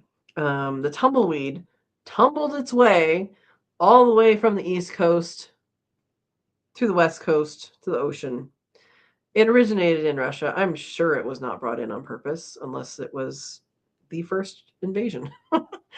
um, but it literally tumbled its way westward, which is ridiculous. Probably brought in on shoes or wagons or something as well. But yeah, Russian thistle is the other name for tumbleweed. But you have that, and then you have the European starling, which was released. I think it was 9 individuals were released in New England somewhere at a Shakespearean festival, and they have colonized the world. They're here now. They're all the way to the West Coast, and they're not nice birds. They're pretty. They sing interestingly, but they're not nice birds. They kill other birds. So yeah. Buster's defending himself. It was there before he was. Yeah. There are programs to eradicate salt cedars. For sure. Yeah. And yeah, it's weird. I'm allergic to the one in Death Valley, but not the one in the Central Valley, which looks the same to me, you know. You stick that story too. Oh my goodness. Yeah. Um, Try not to plant invasive things. Autumn olive comes up on so many homesteading lists of plants, and it's a highly invasive plant in so many areas. And don't plant that. Don't plant Scotch broom. I have that too, up by the power line road. Probably because the power line people don't clean their trucks between properties. Let's just say that. I really wish they would, but Water manager's here. Welcome.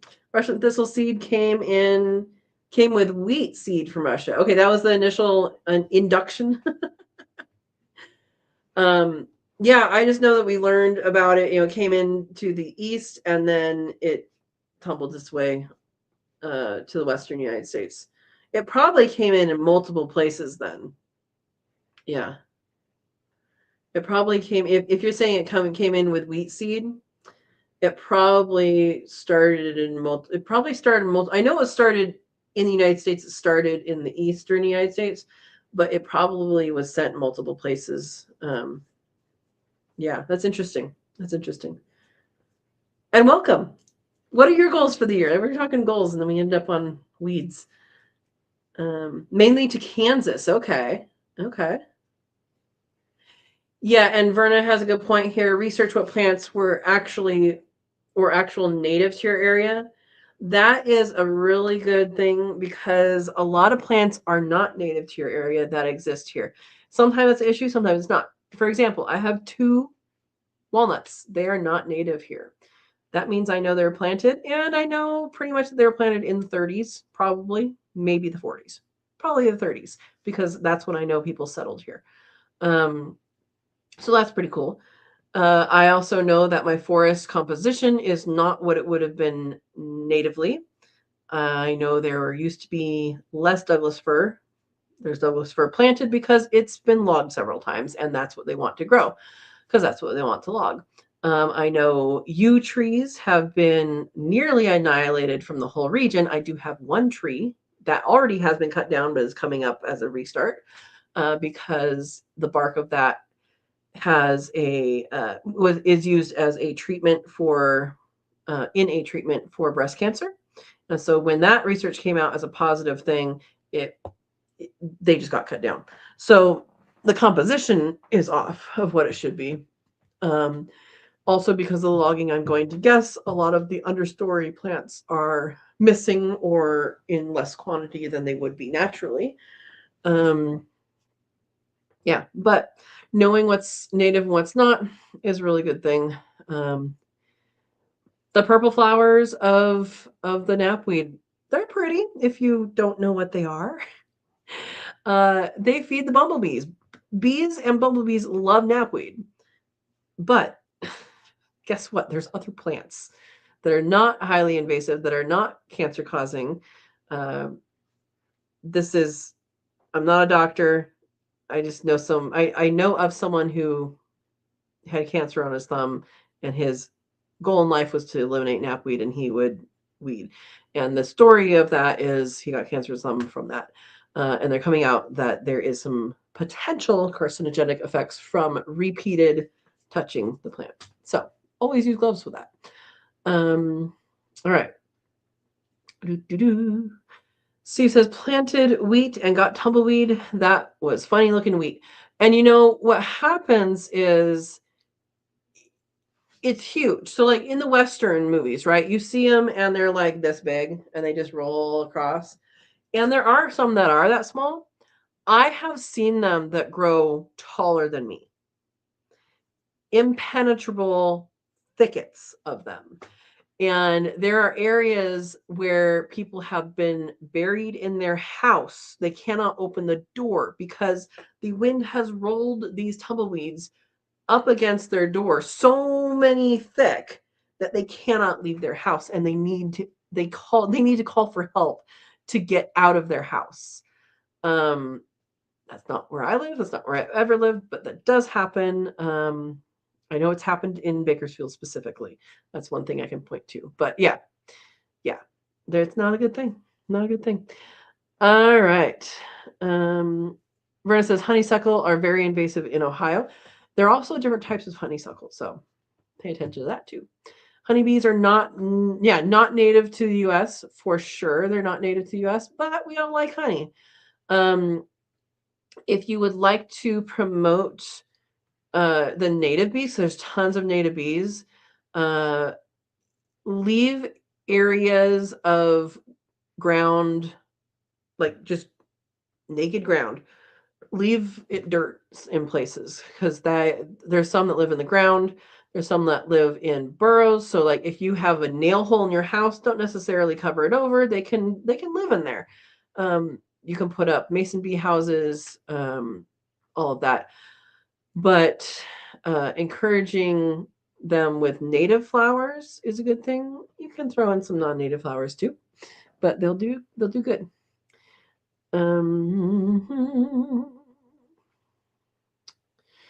Brenna says it is the wind that tosses the weeds that help them disperse their seeds. The tumbleweeds, they also can stick in animal fur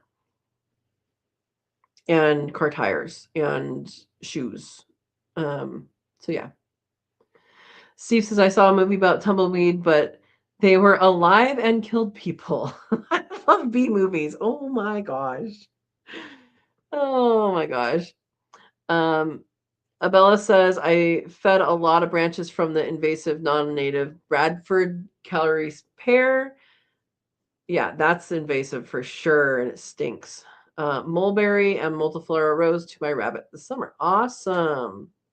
Yeah, mulberry is a standby too. If you want to plant mulberry and cut it down like you would willow, as a source of food for your rabbits, or not necessarily food. They will eat the leaves, but for them to chew, because they do need to chew on things throughout their life or else their teeth get wonky. So, but mulberry grows and grows and grows and grows. So that's a good one to use that for. Yeah. Twigs and branches. Thank you for the verbiage that I couldn't think of on my own, Verna. I was lost.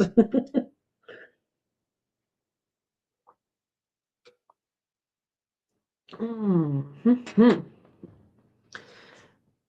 All right.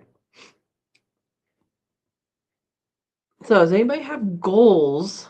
Went over mine. I'm gonna see a lot of fencing, guys. I hope you don't get tired of it. I know didn't sow the land.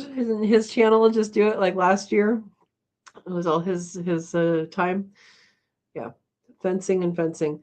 Um, I'm gonna do some big fencing though, because of the animals that I have in the wild here.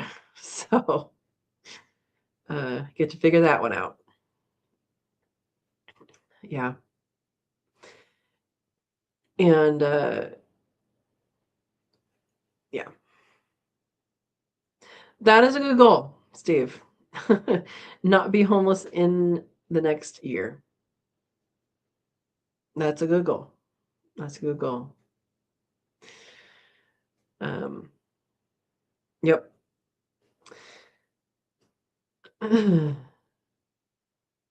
Yeah. No, my goals this year seem pretty simple, like, oh, but there's a lot of the same thing, but it's a lot of work. And when you work full time, um,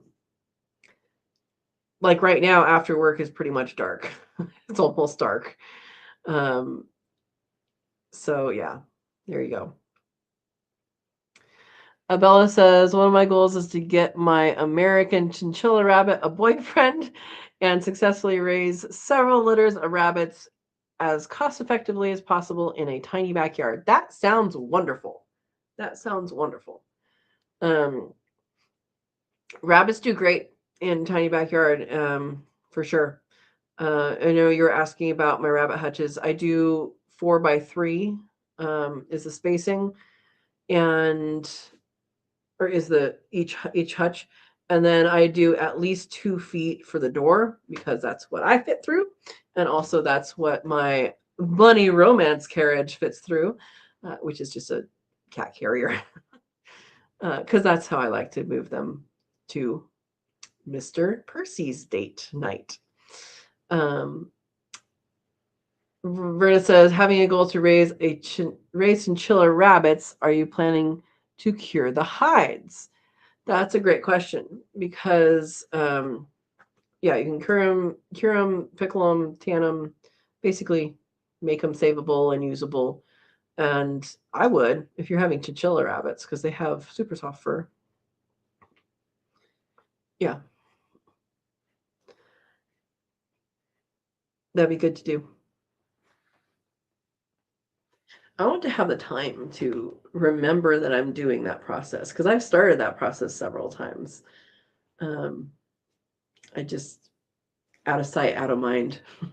you know, I've tried the pickling method, which is what is it? It's salt, alum, and warm water. Is that what it is? Anyway, yeah. Good question to Bella. Jacob says, I have some pips in my quail eggs starting. I should have chicks by morning. Awesome. I do miss that sound of little chicks. I do. It'll happen at some point. Yeah, no, that is awesome. How many eggs did you set?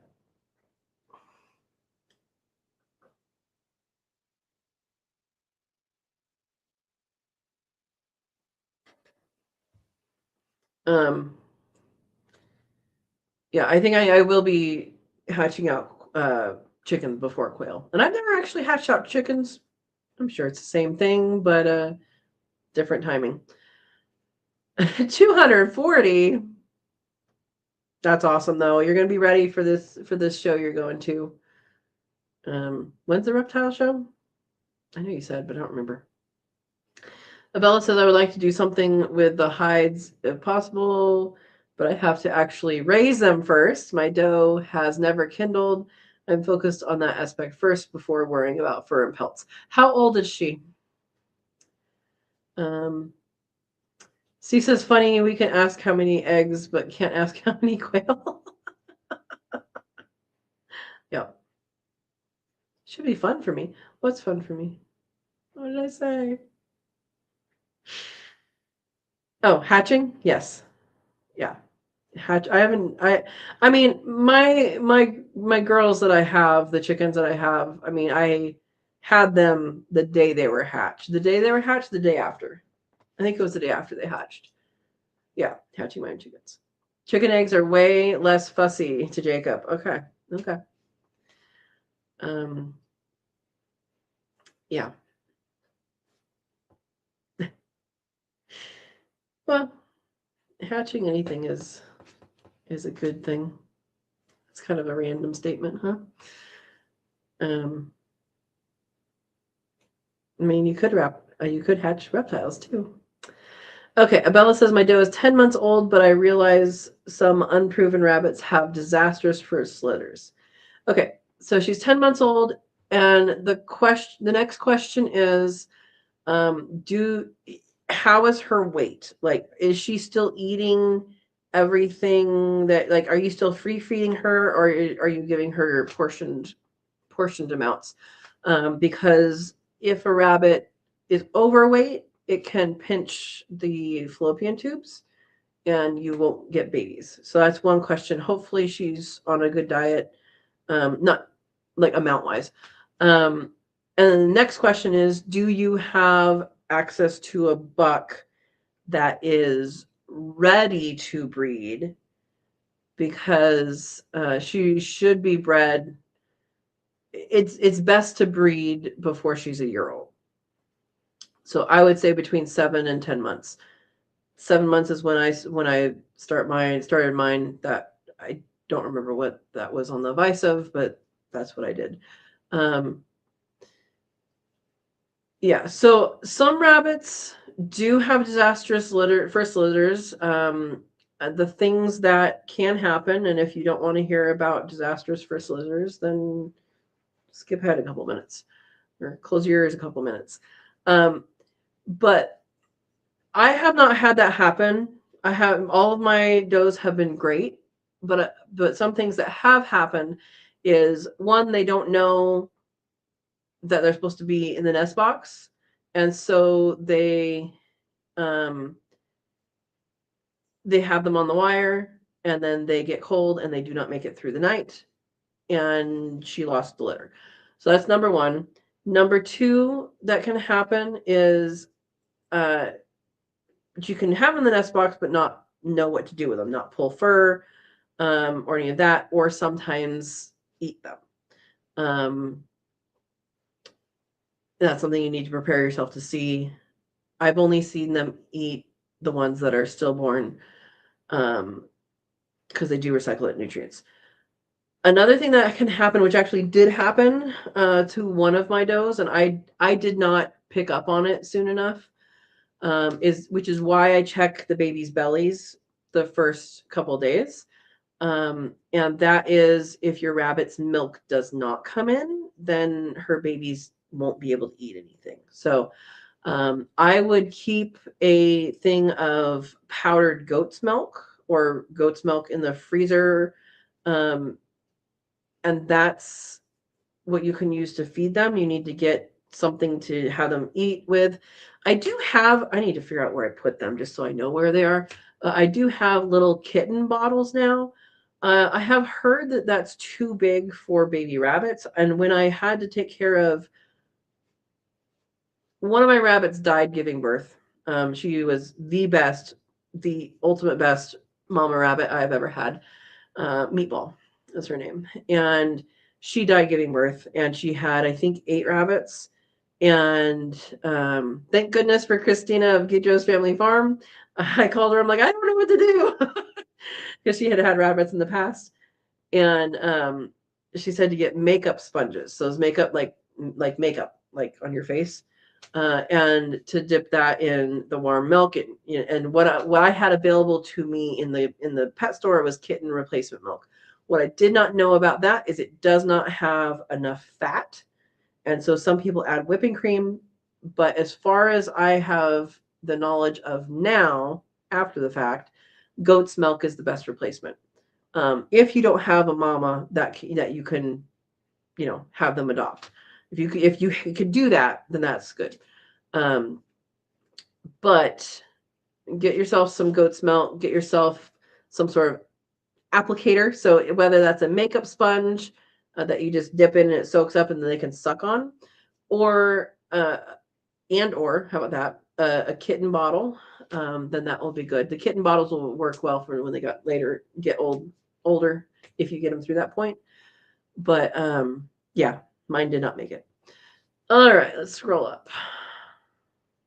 Yeah, so Verna says, you need to get her a buck, must have her first litter before she is a year old. So I don't know about the must, but it is a good idea because what you don't want to happen is you don't want her to get too large and have those pinch off. And then two,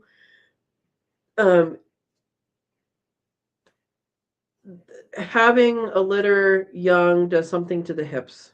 I'm not a mother. There you go. That makes it easier for them to have more babies. And Steve says, maybe you can get her a date on Rabbit Finder. Steve, I don't think we need an explanation, but I will share your explanation. He says, I made that up. Thank you. Like Match.com for rabbits. Yeah. Yeah, Craigslist is pretty much like a dating site for rabbits. Yeah. I think maybe what he's saying is that you don't have to have a buck, that you could have a stud. Is that what you're saying? I don't know. Abella says, I have 2 possible buck candidates from a local breeder that I might be able to get in the next few weeks. Awesome. Well, I recommend number one, is he friendly towards you? Because you want a friendly rabbit towards you. If you don't have a friendly rabbit towards you, you're not going to have a good time. Number 2, check him. Check his teeth. Check that he is a buck and that his parts look normal. It should look like a burrito. I do have a video on that. You don't remember the title. But I do have a video under the rabbit playlist about boys and girls in rabbits. I think a gender, maybe. I don't remember what I put it as. You can't put, like, if I were to try to put sexy rabbits, YouTube would flag that. And it's like, come on, guys.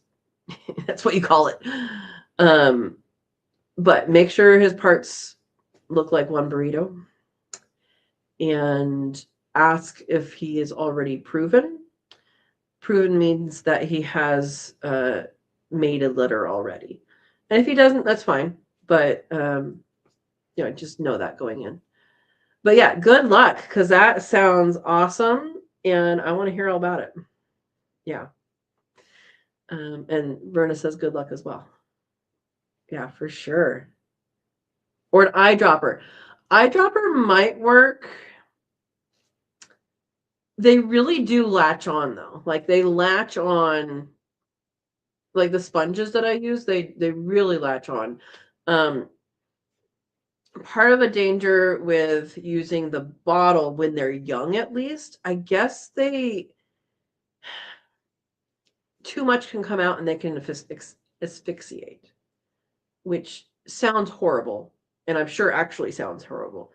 And that was the warning that Christina gave me about, and then encouraged me to get the makeup sponges. And that's the reason for that, especially when they're young, because they'll just breathe it in and not do well. So yeah. Okay. I have no idea if Katrina's Corner is doing live streams anymore. I haven't watched them in a very long time. My Shire hasn't had live streams in a very long time. I know that they're doing tons of business stuff and tons of family stuff right now. I don't know. Sorry. Yeah, Steve doesn't watch them either.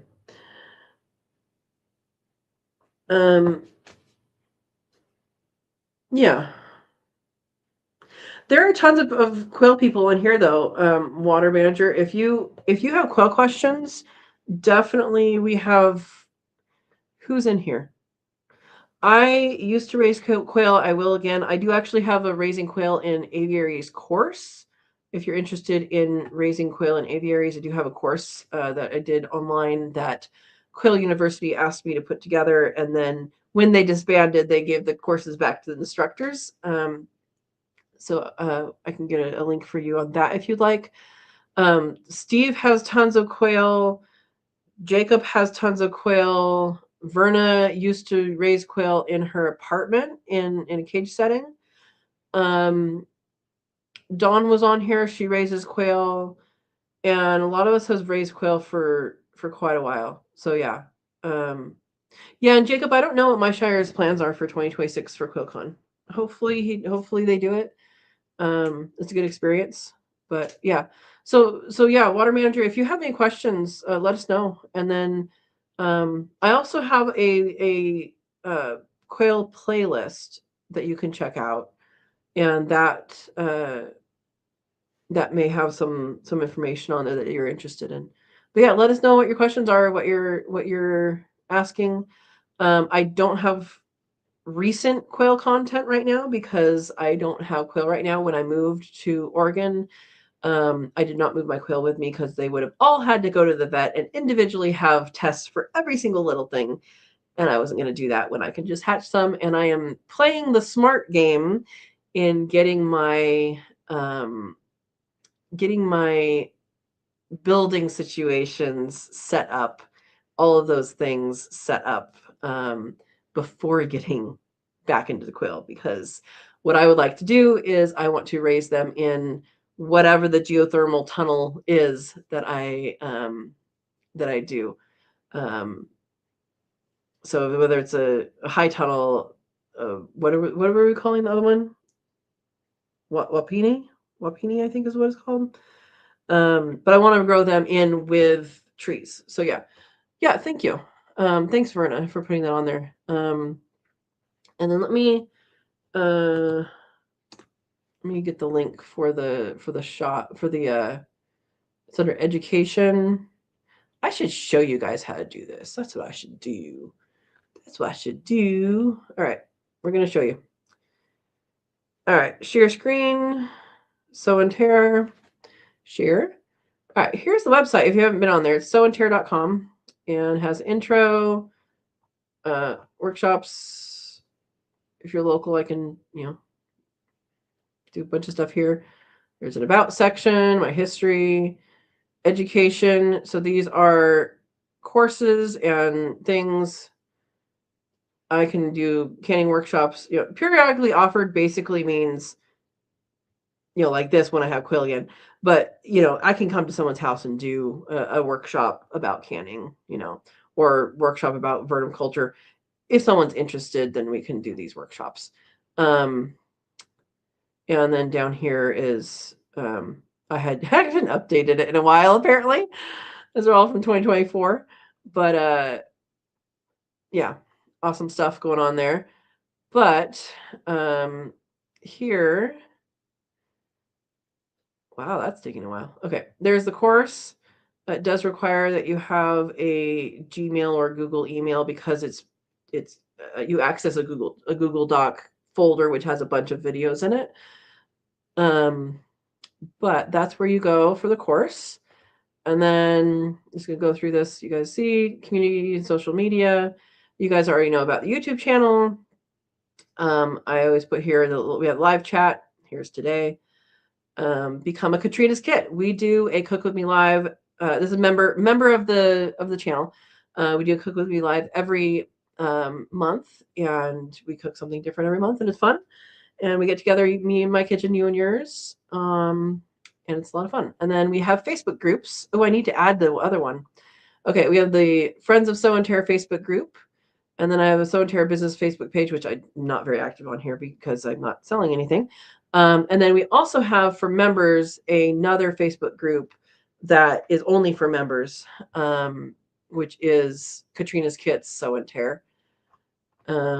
So that's pretty cool. And then I can do consulting of all sorts of things, garden planning, course curriculum development. I helped Linda set up stuff for Quail University, tested it for her and stuff like that. And she suggested I put that on here as an option that I can do. And then specific questions, specific projects and all that you can look. Shopping, there's merchandise, services, quirks, workshops. Yeah, I don't have any rabbits right now. I could sell live rabbits. I don't have eggs. I don't have quail right now. And it says that when you click on it. It should say it. What does it say? Out of stock is what it says. And yeah, plants and fresh earth. So these are all things that I don't have right here, but I will at some point. Special requests, you can request something. Contact if you want to do it by email, you can do that right there. That goes to my email, Sow and Tare at Gmail. Newsletters, I haven't done a newsletter in a long time. I need to do one for the beginning of the year. Anyway, so this is where you sign up for newsletters, and I haven't done one in a long time, guys. Oh my gosh. Okay, they're supposed to be monthly. Discount codes and affiliate links. There's a bunch on here. So I still have Quail University stuff on here. Amazon products that I've used. There we go. Azure Standard, Greenstock. And I will, once I get into quail again, and probably chickens, I will be doing the hatching rental kits. I have the incubators and everything for that. I just don't have the birds right now. So going back to education, click here, and I'm going to copy this since I'm already here. And oh, my clicking isn't clicking for you? I heard something on my phone. Did it not go? Okay. Anyway, sorry about that. And Verna is probably the one that texted me, right? Is that you, Verna? Oh, nobody texted me. Okay. Just made a sound. Okay.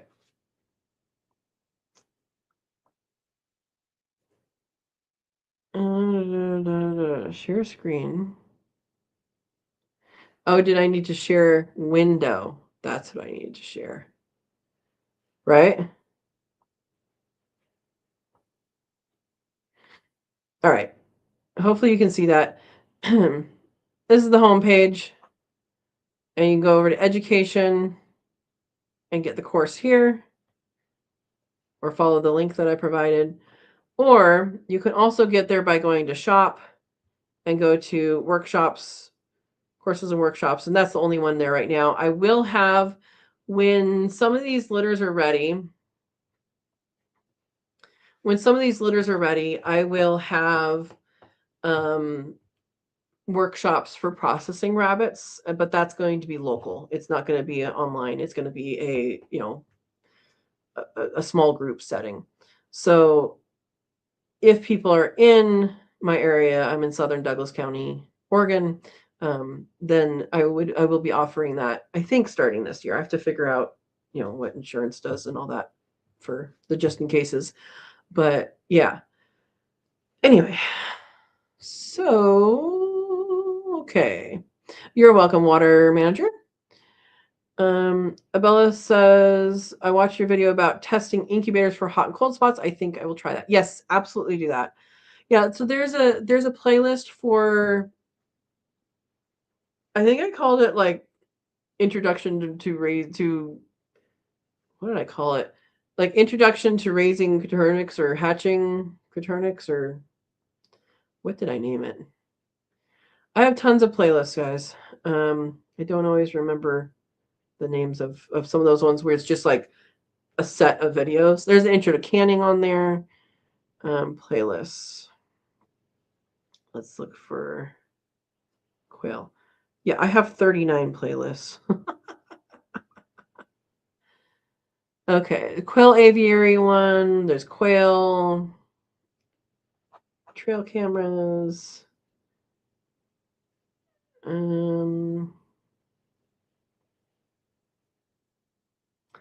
Did I just group it in with the other ones? I did not, did I? Incubating Copernicus quail. That is what it's called. And since I have this, I will get a shareable link.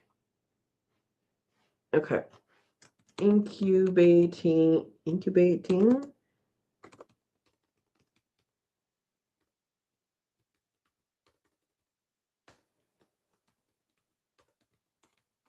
quail. My spelling's not working today. Probably because I'm typing like this instead of down here. All right. Yeah, so testing for cold spots and hot spots is important for sure. Yeah. Jacob says, I know the last I heard anything from Zach, they were planning on it for 2026, but that was a spring, so it's been a while. It's been a long time since I talked with him, actually. Yeah. Yeah. Highly recommend going to it, though. Yeah. All right, Lucy's probably back from her walk now that we're here. Oh, we're way after 8. Not way after, just a little after. Okay, sorry, guys. My clicking wasn't clicking for you.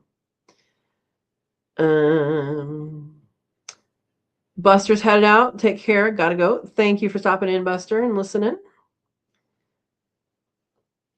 All right. And thank you, Steve, for getting links.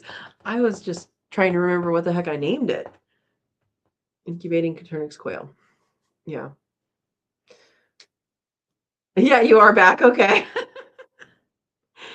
Oh, my goodness. Yeah, I don't know when winter's coming. We did have ice around the outside, or around the margin of the water for the rabbit pools this morning. But other than that, not very wintry, which is okay. Yeah. Be nice if it gets cold enough and we get enough chill hours for things like plums. But yeah. Dusting of snow outside now. Awesome. Aaron's here. Welcome, welcome. Thank you for coming. He says, just wanted to pop in and say hello. Time for bed here in chilly South Louisiana. Oh, Aaron, I didn't think you ever slept. I didn't think you ever slept. Welcome. We're talking about goals for 2026. I almost said 4. What the heck? Yeah, do the goals from 2 years ago, guys. Yeah, so my goals are going to be focused mostly around fencing things and cutting trees. Is that pretty much it? And learning things and connecting with people. If I had to summarize it, that's it. And continuing to raise animals and getting chickens. Okay. Jacob says winter here. Winter is here and she's pissed. Got about 3 inches last night and it's been super windy today. Oh, we've had some wind. Yeah. Steve says it fell to 30 degrees here today, but going back to the 60s in a day or two. Wind chill is 13 at Verna's. It's been, in the 30s, I think, in the morning here. Let's see what our weather channel says. All right. Oh, okay. It's supposed to be 43 is a low tomorrow. And 57 is a high. Rain on Thursday and Friday and Saturday and Sunday and Monday. Not Tuesday. Oh, 24% Tuesday. Yeah, rain into the future. So, into the future. Sorry, but not. Yeah, so now that I know it's going to be raining, I need to get on it with a couple things. Oh, Jacob's high on Thursdays, 9 degrees. Why do you live where you live? Oh my gosh. Oh, wind chill is 10, temperature is 22 at Vernus. Oh my gosh. And real winter doesn't hit Steve until mid-January anyway. Last year we had a bunch of flooding and like a bunch of flooding, so much that I decided I needed a huge overbuilt French drain behind the house, which I haven't seen working yet because we haven't got enough rain to make it work. And I'm like, can we just get like enough rain for me to see it work? That's a good level. That's a good level to get. Oh, so you're saying that's like summer to you for Jacob? I don't know about that. True.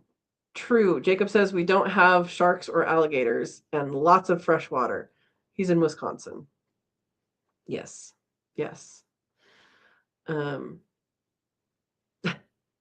Thursday will be warm at 36. Oh my gosh, we've gone to weather chat, which is fine.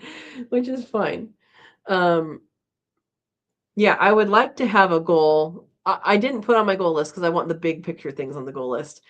Um, I want to get my water set up so that at least when it's not freezing or going to freeze, I can do the same setup that I had in California where everybody gets water and I don't have to do anything about the water. But that's for later. Yeah. Yeah. Um, I have heard that people have said that there has been as much as 3 feet on the ground here historically, but that usually you don't get very much snow here and it doesn't snow very many times. Now, last year, I would say there was probably 3 snow events. So that could be for several days, but like here's an event, and there you go. And we only ever had a snowpack of 5.5 inches. This year we haven't had snow yet, so we'll see what happens. We'll see. I mean, it's supposed to be raining, so I guess not yet, but the weather can change very quickly. Um, yeah, it's not going to be close to freeze. It's not going to be close to snow temperatures, at least in the forecast, in the foreseeable forecast. Yeah. Abella says, I also hope to plant more native plants this year. I did a bunch of winter sowing in milk jugs. Awesome. With mostly native seeds yesterday. That is awesome. Awesome, awesome. Steve says, if I get 5 inches of snow, I'm going to visit Aaron because he'll have more. If you get 5 inches of snow, he's probably going to get more, right? I think Aaron already went to bed. He probably was like, hi, I'm here. I made it. Oh my goodness. Yeah, if you get 5 inches of snow, Steve's in Mississippi. Did I just forget where you live? Um, anyway, where snow doesn't often exist. Uh, yeah, and Aaron's in Louisiana. So the joke is there because Aaron got like almost a foot of snow last year. It's the first time in, yeah, once in a century snow event. Yeah, exactly. Abella says we went from 57 degrees yesterday to 16 degrees today. So the native seeds are definitely getting their freeze thaw cycles to help germination. Quiz time. What is that called? Did you guys watch the video? There was a video on that. I'm not really quizzing you, but yeah. So that is called stratification, where you stratify the temperature. Stratify is like striate, like which is stripes, or layer. Cold stratification. There you go. Even more specific. Yep. Very good. Very good. I hope all of the seeds you planted get appropriate temperatures. And I almost said hatch. That's why I'm searching for the word. And germinate and grow into nice plants. Oh my gosh, Berna, you're on a roller coaster. It was almost 70 there yesterday. My goodness. My goodness. Yeah, so that is a good thing to note, Abella. So she brought up cold stratification. Some seeds need cold stratification. So if you are going to plant something that needs that, you can do it naturally and plant it now. So it will cold stratify out in the world if you are in an area that freezes or gets cold. And if not, put it in the refrigerator or the freezer, depending on the instructions on the packet or what you look up online, and start that. It can be started now. You can plant seeds now that will grow later if they need cold stratification. Yeah. It was 71 yesterday. Today's high was 24, Verna says. Okay. Yeah, that's a difference. That's a difference. Okay, so Steve says magnolia tree seeds need both events, the cold stratification and the scarification, which does not mean it means to rough up the seed coat. You use sandpaper. Sometimes fire is used, heat is used to melt the seed coat, and sometimes acid or digestion is used for scarification. It is, and sometimes soaking is used for that. It is a way to break the seed coat so the seed can then grow. I did not know it needed both of that, but that's pretty cool. And we learned from Mr. Tommy, who's not on here, that magnolia leaves are used in fish culture, aquaculture, for I think it's pH balance and microbes. Did I get that right? Anyway, pretty cool. Yep, sometimes you have to scratch the seed. That's why sandpaper. That's what I was saying. Yep.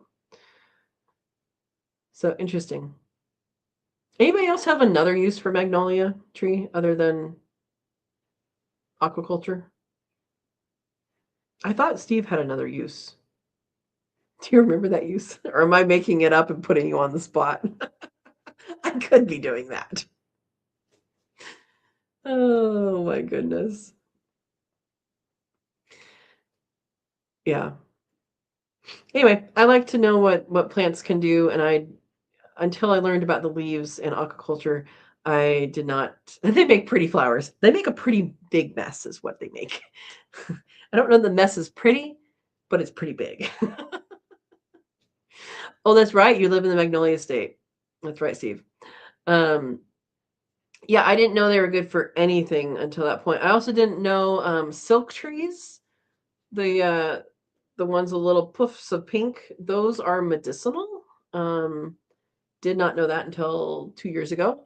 So it's always good to look up what's around you, even if it's planted. It may have some use. It may have some use. So same thing with the catalpa leaves. I have a catalpa tree across the street, and the leaves are also used for aquaculture. So there you go.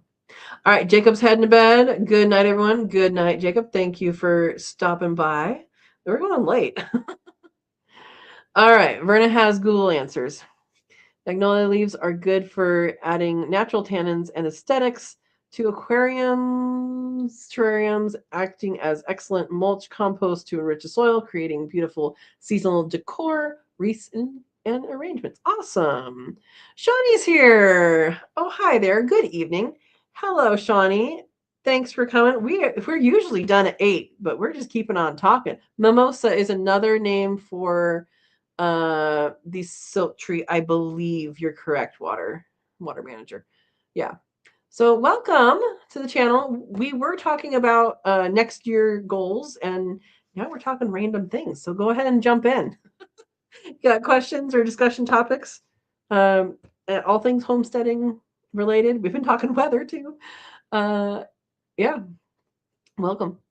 Rita says, due to the texture, and this is magnolia trees, due to the texture and durability, and in traditional medicine, bark and leaves, for potential anti-inflammatory, anti-anxiety, and heart health benefits, though human research on leaf extract is limited, they also provide habitat and food for small creatures like isopods, caterpillars.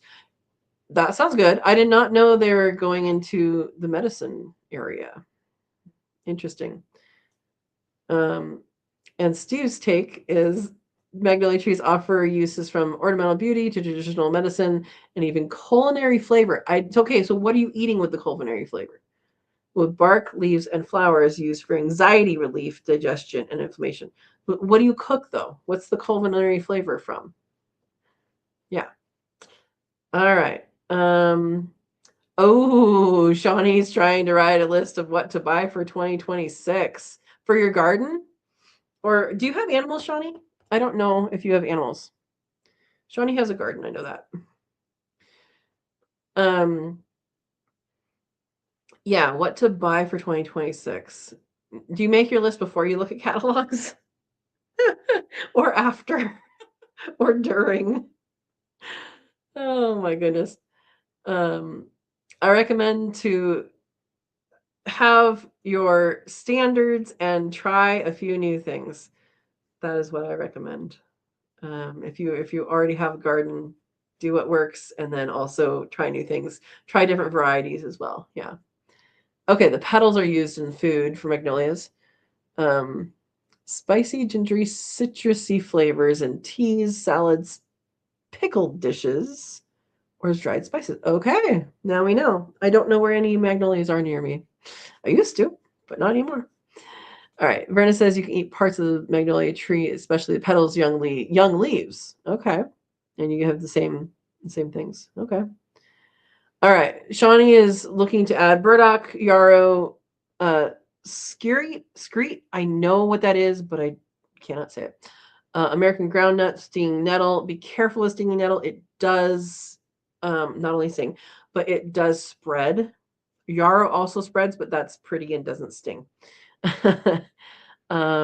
Sumac, cardoon. Be careful with cardoon. That is an invasive. Plus berries, nuts, trees, plus annual veggies. I haven't even opened the catalog yet. No animals. Okay. So I would caution you about cardoon. I'm not saying don't grow it. I'm saying be careful with where it may seed because it is an invasive in a lot of areas. Stinging nettle, controlled area, you're fine. Yarrow is awesome. I have a video about yarrow and things it can be used for. It's also known as carpenter's wort or warrior's wort, and that is because the warriors went to war with a leaf tucked in their belt. Probably more than one leaf is my guess. It is a blood clotter, so if you cut yourself, you put a yarrow leaf on there, and it will stop the bleeding. I've actually used this. I've dried some leaves and kind of didn't powder it, but kind of crumbled it into a jar. I need to find out where that jar is. I think it's still packed away somewhere. But I do actually have native yarrow on this property, so I know where to go. I'll go running across the street and up the hill, and by then I'm bled out. No, but it does clot. And the day I crumbled this in after it was there, after it was dried, I actually broke a glass in the kitchen, thought I cleaned it up, and then stepped on. Thank you, Verna. And then stepped on it but total accident. Did not do this on purpose. Why would you do that on purpose? And I'm like, oh, well, I just made this thing. Maybe I could try it, and it works wonderfully. So that's one thing to definitely keep on hand as emergency stuff. Not a doctor. I'm not a medical professional. It also does. It activates your compost, so it's a compost activator. So if you put some in your compost, that will help it break down faster. And then it also does.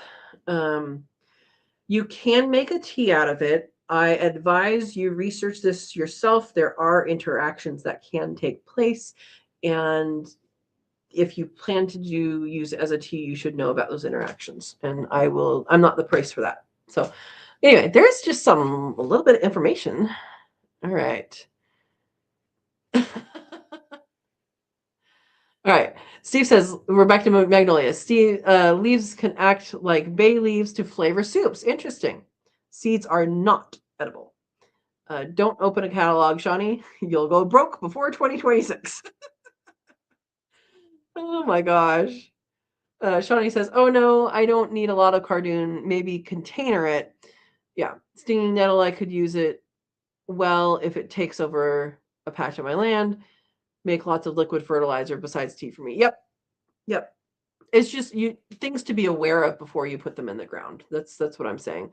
Like, don't plant mint next to a bed because you will have a bed of mint. Why do I know this? Experience. Contain your mint or give it the space it wants. One or the other. There is no in between. Oh my gosh. All right. Shawnee says, I went through the seeds I have first. See, that's the thing that I often fail to do. I'm not buying any seeds this year, is what I say. And hopefully I stick to, because I do have a lot of seeds.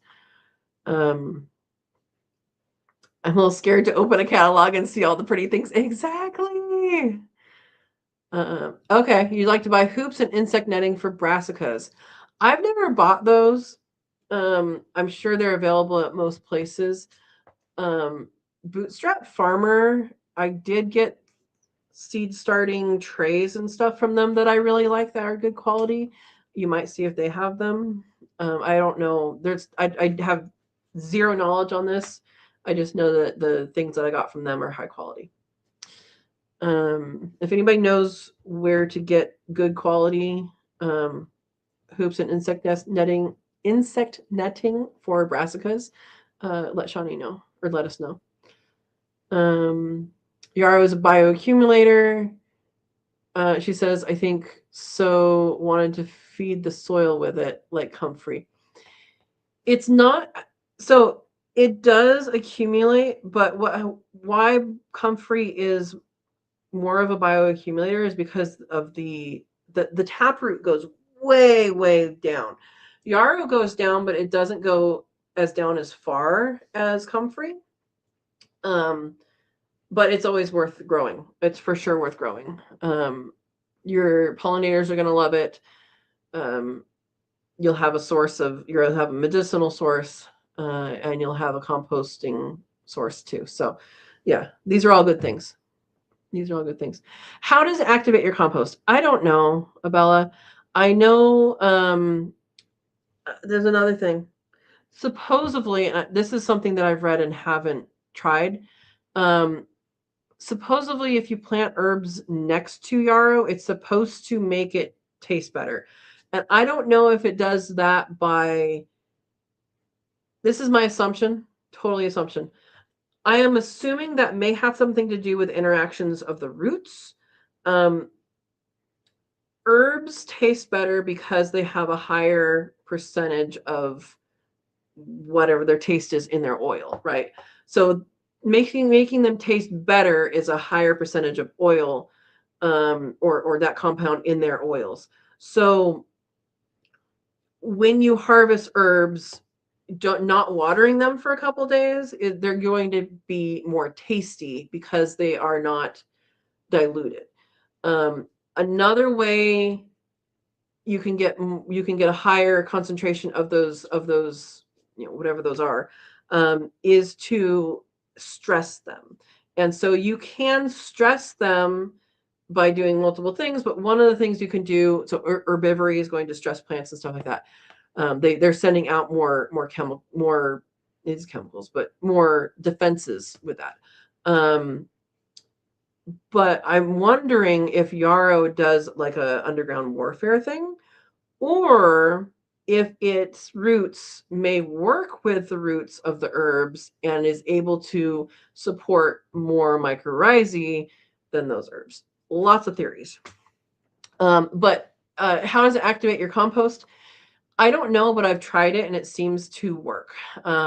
If you chop up some yarrow, not like one little thing, like you're going to get a bunch of yarrow, you're going to chop it up. It composts quickly, and it may have to do with just maybe some of the chemical components of it, that they break down faster than others, and then they promote the things around them breaking down. I don't know the biology of that. Yeah. If anybody does, let us know.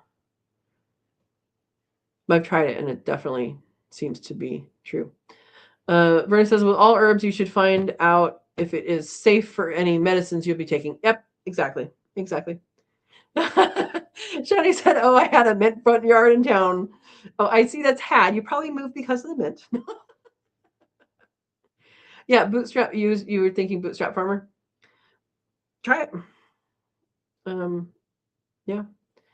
Johnny says, I hope to divide my comfrey. I need to get comfrey.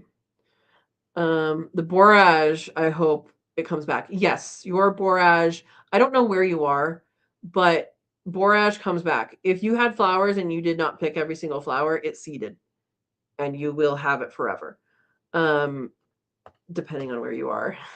But at my old place, I had one borage plant that was gifted to me by my neighbor, and then my front yard had tons of borage, and backyard had tons of borage. Borage is awesome. It's totally edible. Even the old leaves. I mean, people don't generally eat the older leaves. People generally grow up for a flower, but you can dry the leaves and crumble that up into a seasoning. And guess what? I have a video on this too. You can make tzatziki sauce. Yeah, tzatziki sauce without cucumbers because the leaves taste like cucumber. And you can have powdered borage leaves and powdered, or not powdered, but you can powder if you want. But basically, borage leaves and mint leaves that are dried and crumbled, and put that in with, yogurt, and not just yogurt, but like Greek yogurt and some other things. And you can actually make tzatziki sauce with it. So I do have a video on that, and it's worth looking up if you can spell tzatziki sauce. But yeah, it's a good one, and the bees absolutely love it. They absolutely love it. Yeah. Brenda says, also wise to check out side effects of herbs you use. Absolutely. Yep. Flavonoids. Best to harvest early morning too. Yeah. So depending on what your early morning looks like. So you wanna harvest them when they're driest. So for the best flavor. Yeah. Yeah, it's a really good idea to do that. And if it's an herb that you're using for the first time, do a little bit of it. One herb that, I don't know if we call it an herb, it's a flower. It's a fruit, but passion flower. I made sure it's the right kind, and you make a tea out of it, and it's supposed to, I don't remember what it's supposed to do, but my heart rate changed pretty immediately. And it was like, this is not, and I just had like a couple sips of the tea, and it was not like, I'm not doing this again. So it could be an individual effect. It could be, maybe the species was not the species. It was, but anyway, you do want to test things on a small amount after you've read about them. Okay, Shawnee has the answer. Yarrow activates compost by adding rich nutrients, potassium, sulfur, copper, and containing enzymes. Enzymes was probably what I was looking for. That speed decomposition, leaves and stems that break down quickly, releasing enzymes that speed up.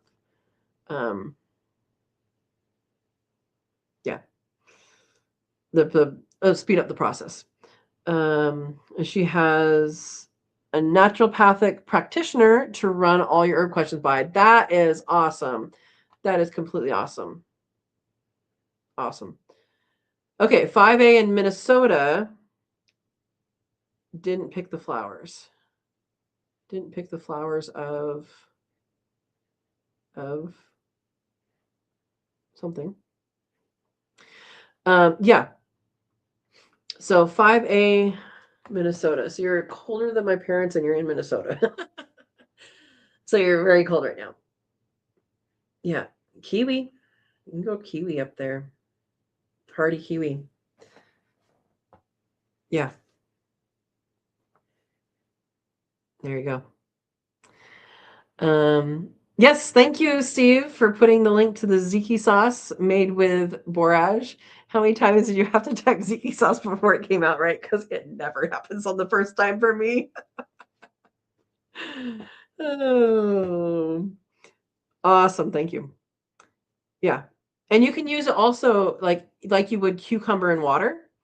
You could, if you don't want, things floating around, you could put it in a tea ball and make that, and put that in the refrigerator once it's seeped, and you could have a cucumber-esque water. Another thing that I like, I really want to do here, but I don't actually know if it'll work, because it gets colder than where I've seen it do this. I would love to plant nasturtium so it becomes an understory to the food forest once I do the food forest. But nasturtium flowers and leaves are very, very tasty and very medicinal, to increase, boost your immune system. But what I want to do is I want to grow enough that I can either dry it or freeze dry it, and make it into a seasoning. So probably put it in the blender and just and then put it in a shaker so you can use that like on things and have that year round, because I love the taste of that. So lots of things you can do. All right. Bella says, is common comfrey problematic? Is it worth it to get cuttings of the variety of Bocking 14? Okay, I have an opinion on this. I want other people's opinions if you have grown it. I don't remember which is the spreading one. I think the non-spreading one is Bocking 14. In the past, I got Bocking 14 and it did great. The thing about that is when you have established the plant, you can take cuttings of your own things and put them in places you want. If you have the one that seeds, so I believe it's the Bocking 14 or 19, 14, whatever it is, that does not self-seed. The seeds are sterile and you have to do like root propagation. The other kind that seeds readily, it's going to depend on your habitat. So if you have enough water, when it gets established, were the conditions right? Because once it's established, it's pretty much going to stay because the roots go down so far. And so you're going to want to look at your system and say, do I want comfrey to cover my world or my neighbor's world? I personally have not planted it. I've seen videos of places where it has completely taken over. I'm assuming those are places that have, that are moister areas than where I've lived in the past. But I don't know. Personally, I would go with the one that doesn't seed. But that is my thoughts and what I would direct you if people on here haven't had an experience with the spreading one, it doesn't spread, it seeds. I would try very hard to look in your region, and you may even look at your local extension office, which may be in the nearest city or the nearest 3 cities away or whatever. And ask them if it's invasive in your area, and go from there. That's my advice. Yeah.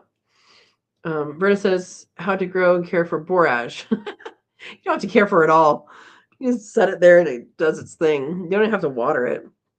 I didn't. They get huge and pokey. So they do get pokey. So they can be irritating when they're older. But yeah, either plan for it or don't plant it. Yes, borage will absolutely self-seed readily in zone 5, often coming back year after year. So reliably, it acts as a perennial, despite being an annual popping up. Yeah.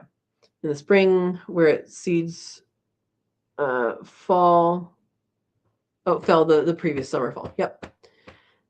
Yeah, so this is from Shawnee. Bocking 14 comfrey is what you want. The seeds are sterile, so it won't take over. You can take crown divisions or root cuttings.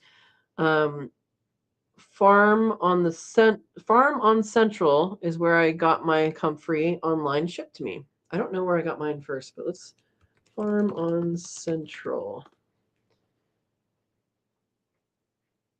All right. And she also says, "Oh, sorry, the borage. I didn't pick the flowers, so I might have a comeback." Yes, I want hardy kiwi. Ooh, I have. Oh, you know what I have? I forgot I have this because I got a new refrigerator and I put the stuff that was in the refrigerator in the pantry refrigerator, and I forgot I didn't transfer everything back. I bought. They're called kiwi berries, of course, because of it was a cute name and it will sell. But they're little. I'm guessing it's a kiwi relative, and they're like this big, and they're super like pop it in your mouth and go. And I was going to try and just start them somehow, but I don't know if putting them in the refrigerator because they were refrigerated, if that was good or bad thing for them. And I have no idea what zone they're in, if they would even work. But I do have some of those. But I do actually have kiwis growing, and I know they grow here, so pretty cool. My neighbor that moved, she hadn't had fruits yet, but hers lived through a few winters. So yeah. All right. Oh, Steve is smart. He typed borage. I could never spell tzatziki. Yeah. Yes, Shawnee. Shawnee says, "Oh, I should put nasturtium in my food forest. Thanks for the idea. I usually grow it on the annual parts." Yeah. Oh, if you can find ramps to plant, you want them next to the or want to put mushrooms in next. Okay. Um, yeah. So edible flowers is always a good thing. Carnations are edible, and carnations that are just carnations and they just smell like a flower, they're going to taste exactly like they smell. But you know the ones that smell spicy, they taste better.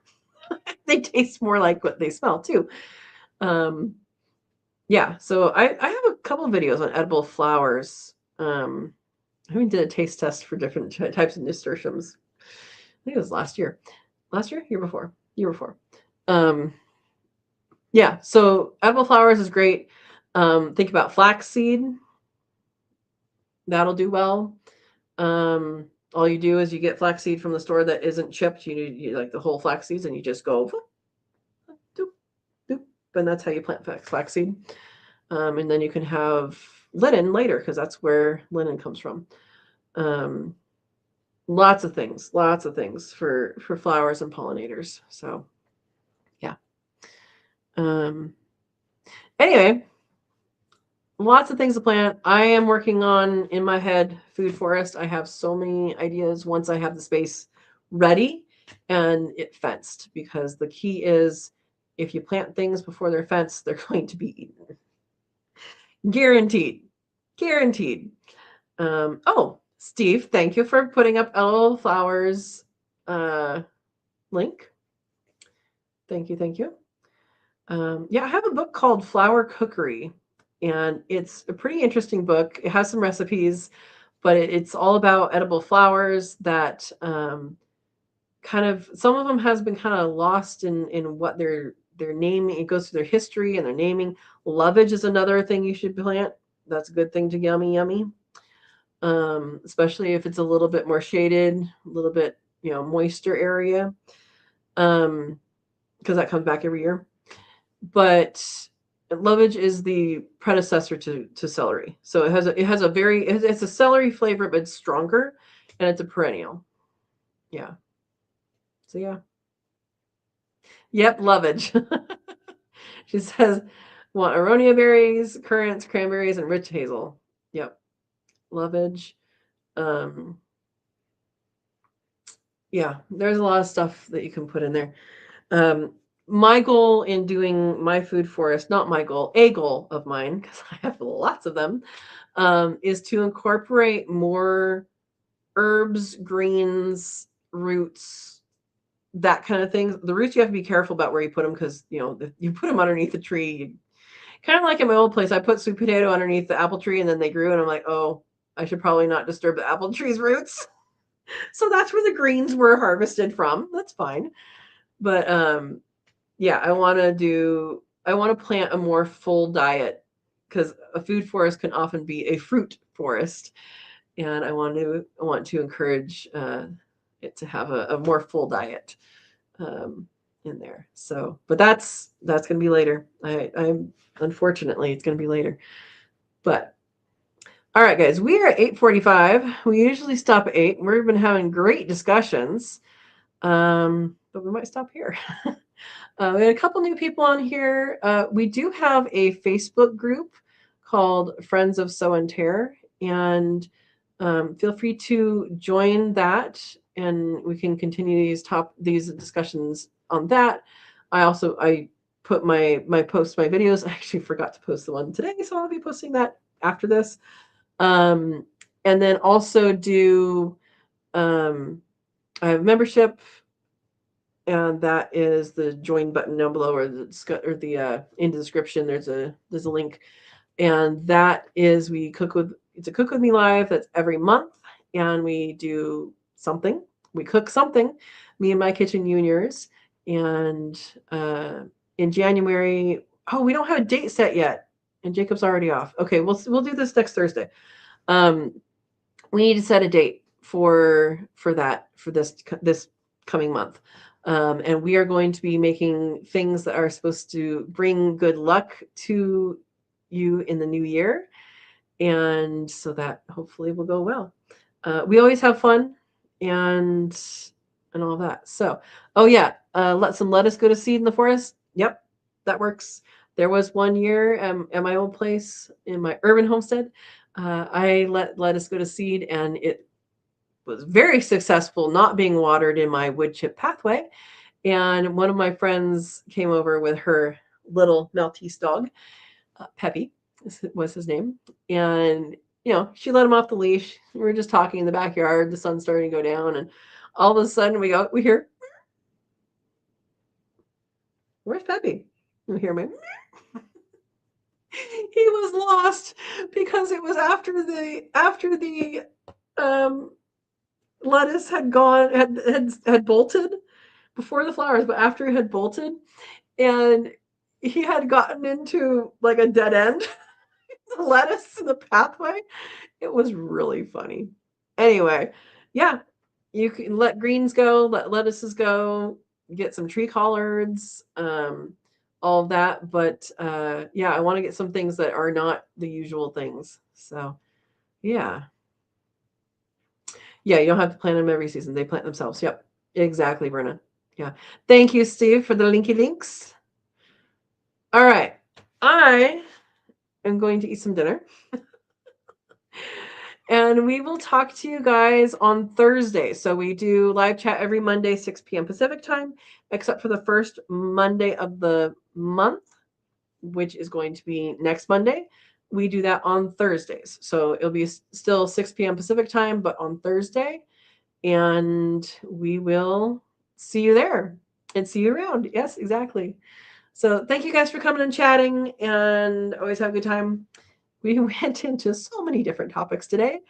Random every time, guys. We talk about what you guys want to talk about. All right. And as Verna says, everyone has a blessed night. See you Wednesday evening at Verna's Live. Oh, New Year's Eve. Wait, you are doing a New Year's Eve. Are you going to be staying up late New Year's Eve on your live?